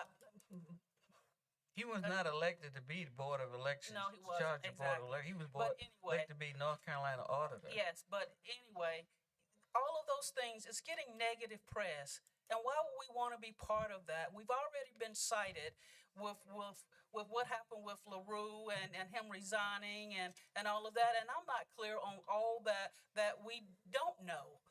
So I think we need to cut our losses with playing partisan politics with Board of Election and voting sites and do the right thing so that some of this will be minimized when Granville County is implicated in some of this partisanship in the wrong place.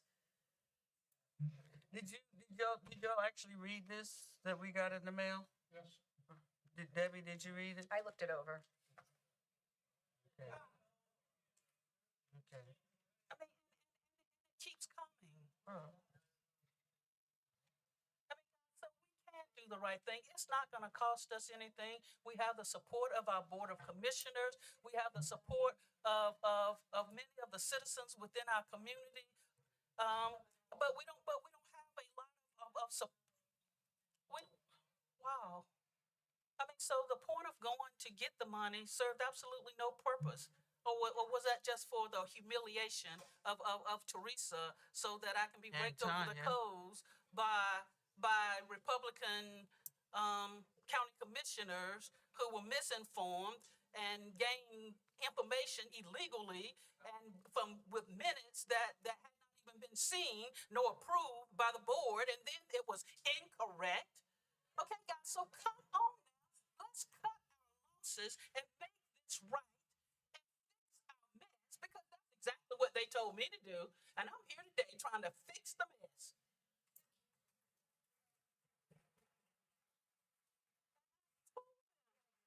This is what's happening with our Board of Elections. I mean, so guys, it is not too late to do the right thing, to put this partisanship stuff aside. We were led to believe that we had no money. We went up and even evaluated the Stovall precinct, and were tossing up between the library, the new senior center, and the library.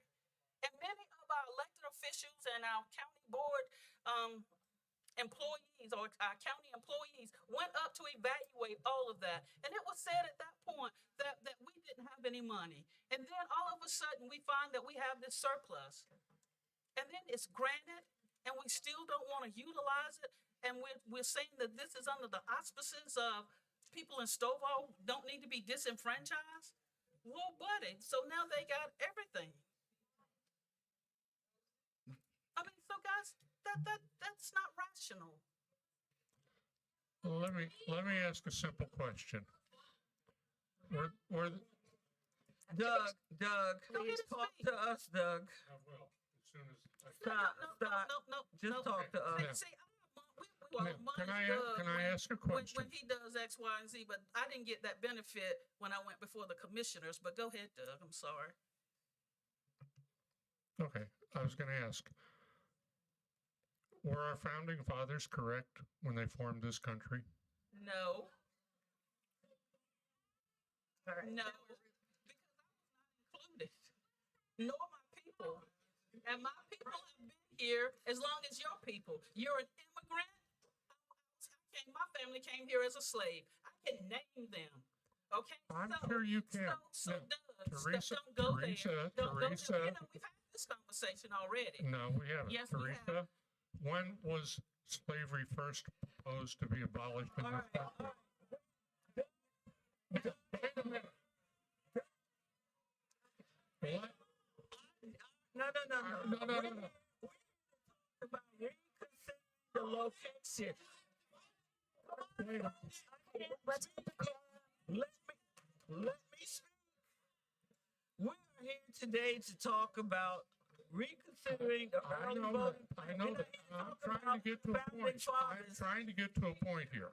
If you will bear with me for a moment. Well, let's get to it quickly. Okay. First of all, the first draft of the Declaration of Independence called for the abolition of slavery in this country. It was struck down by North Carolina and Georgia, and they knew that there had to be unanimity. And they kept working at it, though, didn't they? And they did. Okay, they go kept ahead, working Doug. on it. Okay, and it was a long, drawn-out process. At that time, when they decided to sign that, they were only supported by 40% of the population in this country. My point is, okay, I don't agree, and there's a lot of people that oppose my point, but I still believe I'm on the right track, and I'm going to stick with it.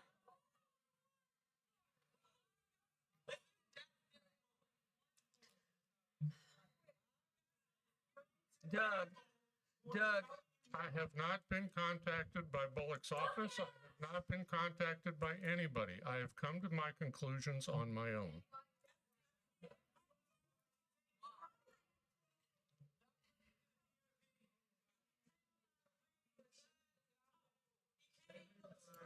Doug.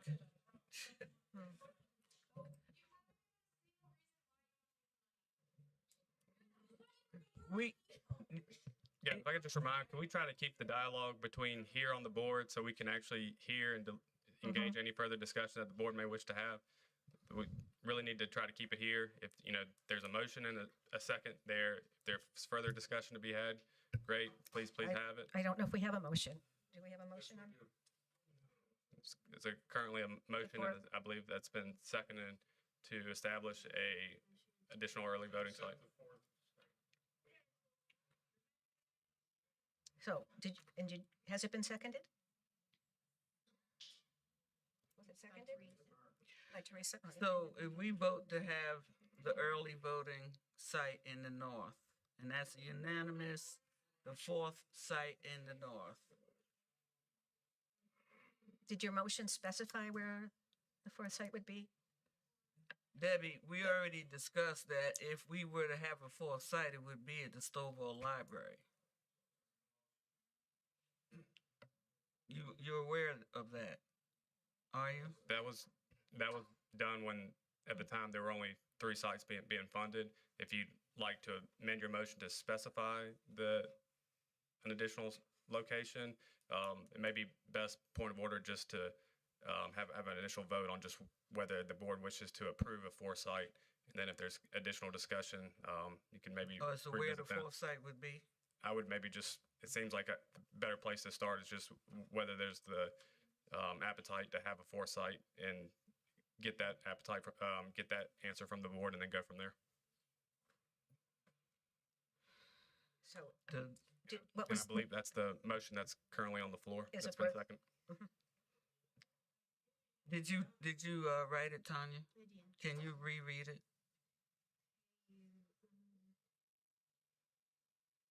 Motion was made, for a fourth site. And if the fourth site were added, then it would be, approved for a fourth site. If the funding was approved for a fourth site, it would be added we had in the north, and then we changed it to Stovall Library. So can you read that again? Because your mic wasn't on when you first started.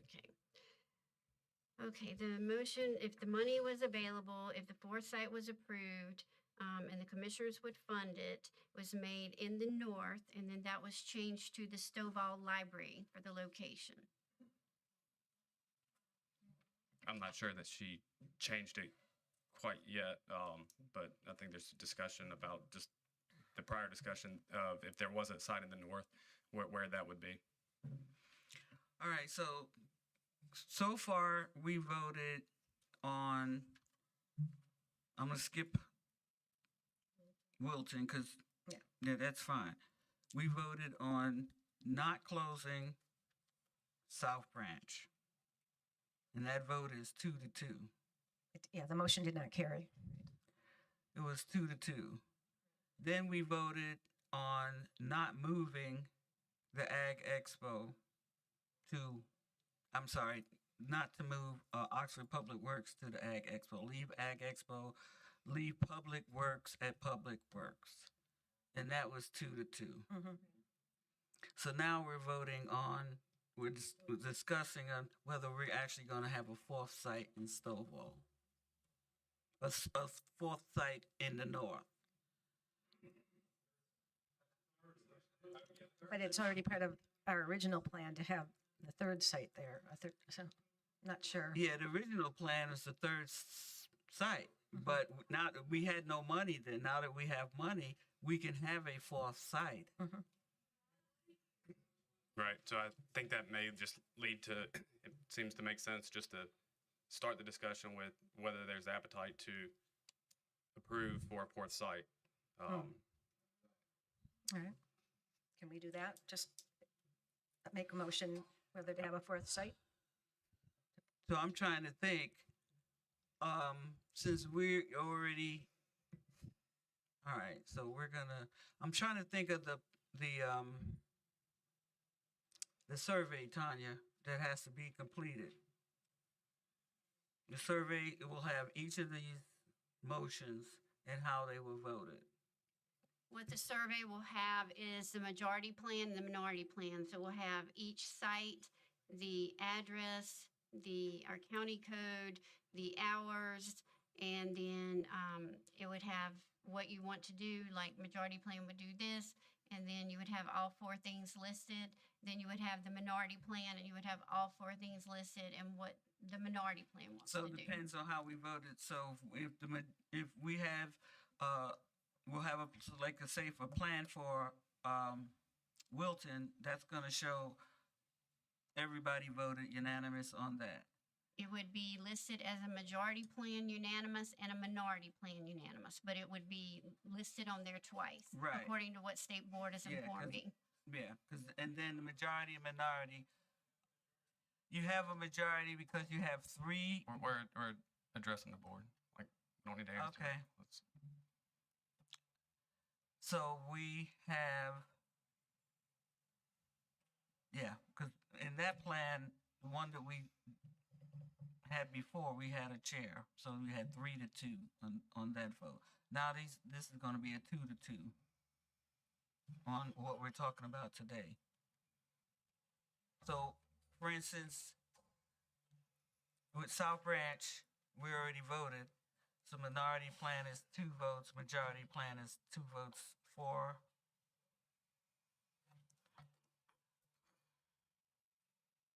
Two votes for closing South Branch is the majority plan. Keeping it open is minority plan. Right. And then Oxford Public Works, you have 2 voted to move it and 2 voted to keep it in this location. So now we're looking at opening a 4th site and what the vote would be for that. Okay. All right, do you want to make that motion? Yeah, I'll make a motion that we have a 4th site in the north part of the county. And again, just for, we don't have unanimous plan. It's so barring something magically changing, it's gotta go to the State Board of Elections. So I think the motion is just whether or not there's a desire to have a 4th site. Don't know that it needs to be pegged to a specific location. Right. With how given the approvals that were done with the non-unanimous approval at the prior meeting and with what's today. I think it seems the simplest thing is just to clarify whether or not there's a desire for a 4th site. So when the State Board of Elections considering the plan, they know whether there is even an interest in having a 4th site.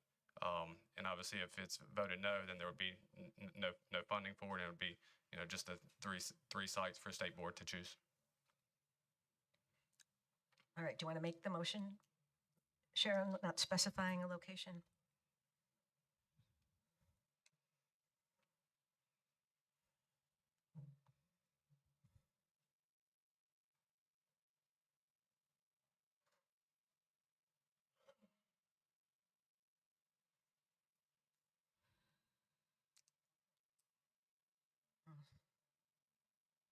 I'm thinking. We've had 3 motions that I have made. Are you guys going to make a motion? No? No? Doug, did you want to make a motion? I can make the motion that we consider a 4th site somewhere to be determined at a later date. The location of which can be determined at a later date. I think all decisions need to be made because this needs to go up and everybody needs to know where we're headed and where we're possibly going to be voting. So let's not leave anything left on the table that needs to be discussed at a later date so that when we leave here, at least we have some degree of certainty that we're going to have elections at least in 2 places.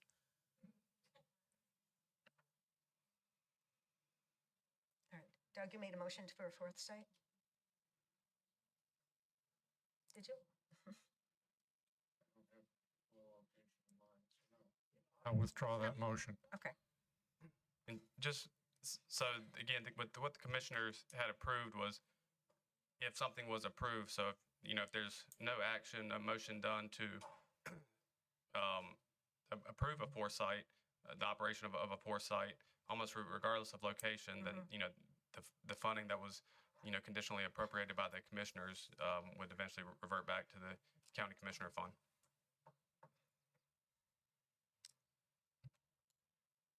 All right, do we have any further motions? Yeah, I'm thinking, and we got a time limit here? Do we have a time limit? In regards to, How long this meeting's gonna oh, last? today, not in general, okay. Yeah. I don't know. We have to, is there a certain time we have to get out of here? 7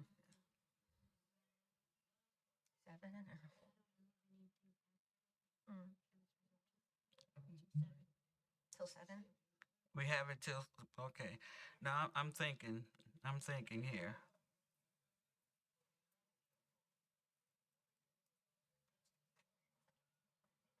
We need to talk out loud so they can hear us. So we did adopt Tar River as a site, didn't we? Okay. Yes, but as we stated at prior meetings, again, even if you unanimously adopt one, state board's not necessarily bound by what you approve. Certainly, if they see that approved in the majority plan, you would assume that they would take that into consideration. But, if a component of the plan is not unanimous, then it's all going to go to state board. So obviously, they have several items to consider. See, my concern is that if this goes to the state board and we don't have a site, we don't have the fourth site, then they won't have any choice but to have us work with the two that we did before.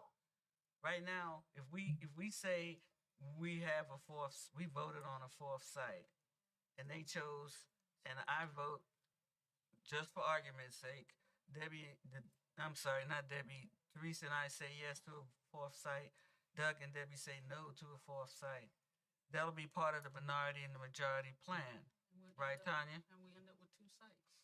And That is correct. And then we go up to the state board and they're looking at the plan and they say, okay, these folks, we can go up and say, we appeal to the county commissioners. They gave us money contingent that we vote on having a fourth site. 2 of us voted for the fourth site. 2 of us didn't. Right. I believe the motion from the commissioners was if this board approved the foresight, that the funds were available. It had to be unanimous. I believe it just needs to be Majority. approved. Yeah. And at the rate that we're voting here, we only have 2 sites at the moment. You have funding for 3 locations. Both, when you go to the state board, both parties would have their opportunity to make their cases as to what locations. Right now, the majority would make a case for the 3 locations that they would want.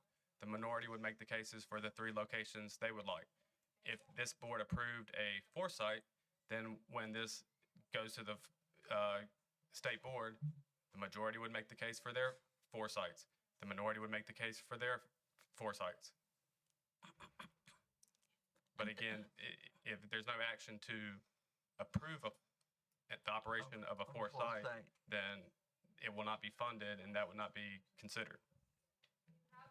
See, I want the state board to know that we had an opportunity to have a fourth site funded by the county, which would give us an opportunity not to have to shut down South Branch, and that it wasn't taken.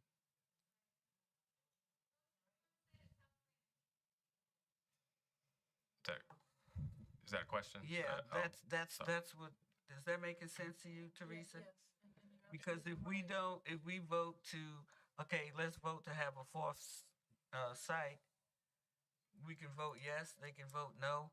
It'll still go on the survey that there were some board members that were interested in having a fourth site because we had the money to support it, and then we have another group that knew we had the money to support it, but still wasn't interested in having that site when this whole thing started with the idea that the North needed to have an early voting site. So are you? I'm still discussing here. Don't rush me. Okay. So,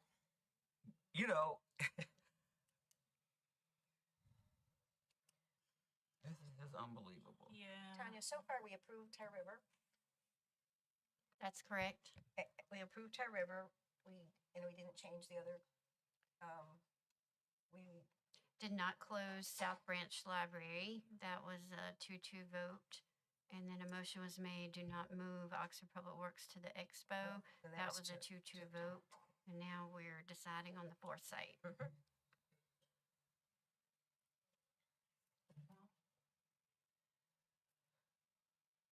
Well, why do we need a fourth site then?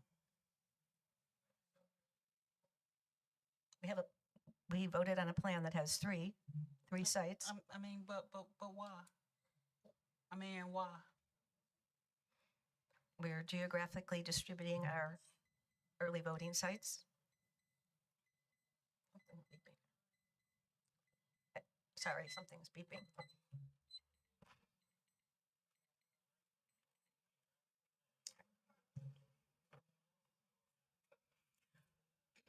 So we're looking at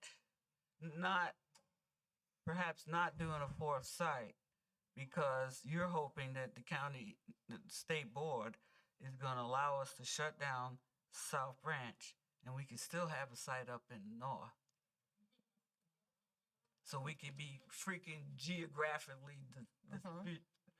distributed yeah. when you can have the fourth site and still be geographically distributed. And better meet the And- needs of the and- citizens. And meet the needs of people who are not going with what you guys are trying to sell. Okay. All right, guys. Doug and I speak for myself. I disagree with your. No, I know you disagree, but but the point that I'm making is you're still going to get the site you want and cut out South Branch, and we don't want South Branch cut out. We can keep South Branch and still get the site that you wanted.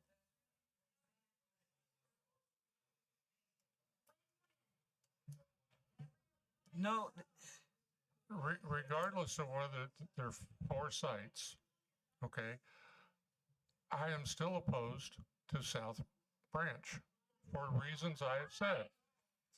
I have expressed reasons of concern over safety. Excuse us. Our job is not to deal with safety issues. Our job is to give people free and fair election Exactly, in a safe and secure environment. And safety is in law enforcement hands, and from my understanding, we have not had any complaints, any concerns in any of our voting You're precincts. talking hypotheticals here. Yeah, I mean, so Doug, that is not that is not a reason. Because there has been a safety issue I there. beg to differ. No, but what is your evidence that it is unsafe? What There is no evidence that Okay, it's unsafe. we've had electioneers get rowdy. Oh, we got people getting rowdy here. They're gonna not have their right to speak. Okay, we've had electioneers get out of hand. Our director has had to go down and correct them. Other members of the county have had to go down and correct the situation. The sheriff said to one of our members that he feels we should shut down the site for safety reasons. Okay. I made The principal doesn't want us there. Okay. who doesn't want to say? The principal of The the school. principal of the school never came to the board of elections and told us that they did not want us in that school. Well, the site is in the library. The site's in, yeah. We never had them come to the board and tell us that. And to be perfectly How honest, do you know that? I've talked to her directly. You talked to her directly without the rest of the board being made aware of those feelings that they had? And what's the principal's name?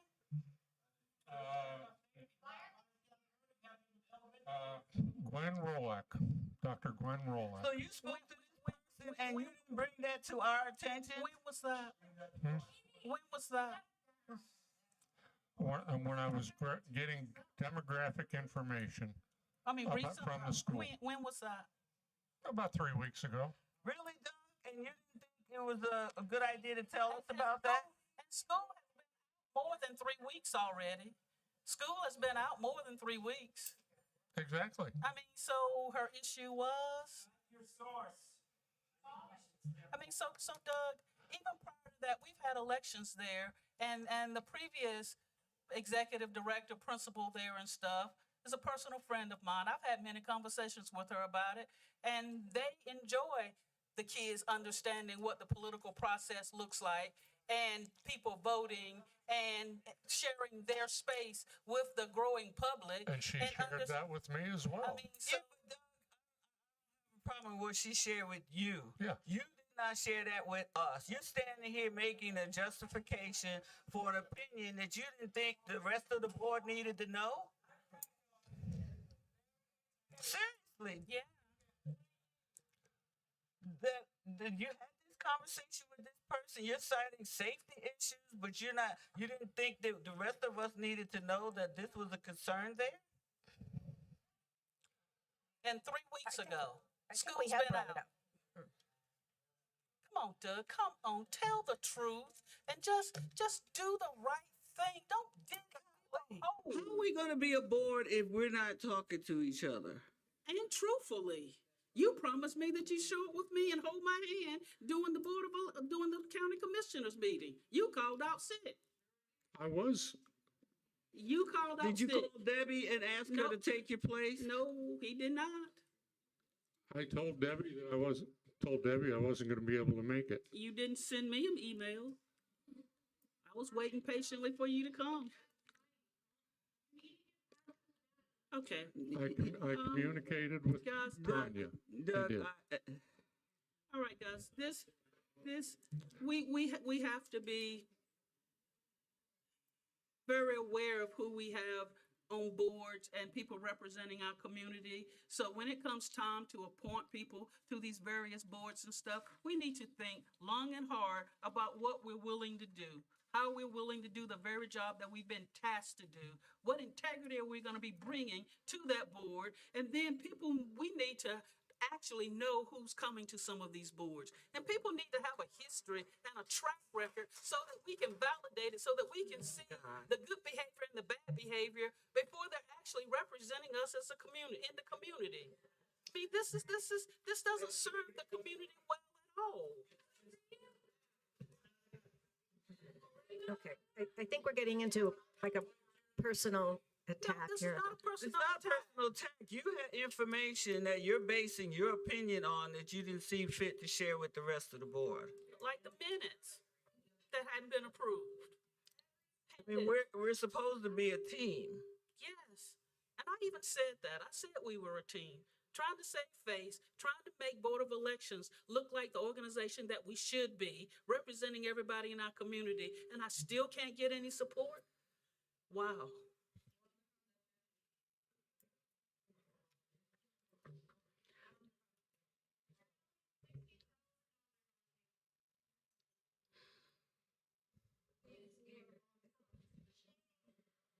All right, well, we just adjourn this meeting. We can't adjourn. We got to make a decision here. All right, are we still trying to work on a motion for the fourth site? You can make a motion. Doug can make. Why am I making all the motions here? Okay, I make a Because motion. we all agreed to have this meeting. Okay, I will make a motion that we consider a fourth site for elections. Is that a motion? And again, we can go individually and vote as has been done. Is that a motion to approve the operation of a foresight? Correct. Is there a second? I'll second it. All right, Sharon seconded it. Start with Doug. I guess we've discussed it. Doug, how do you vote? Nay. Sharon?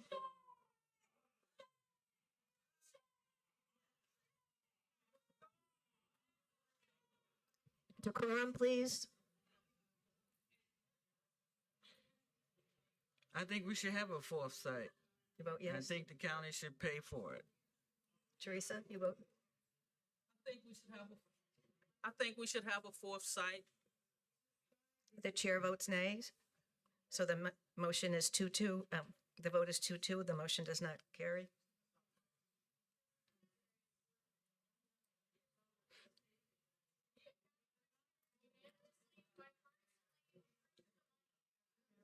Do we have any further business to conduct?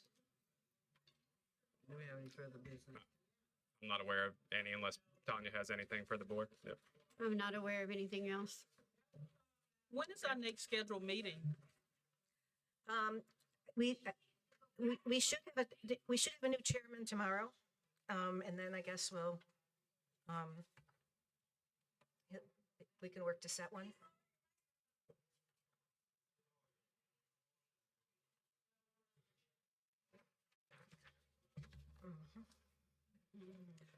Okay, now you'll see how the sausage is made.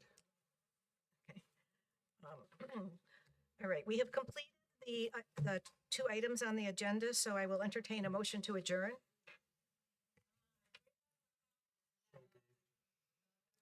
Is there a second? So moved. Is there a second? I second that. All right. All those in favor? Sharon? Aye. Aye. Aye. So the meeting is adjourned. Yep.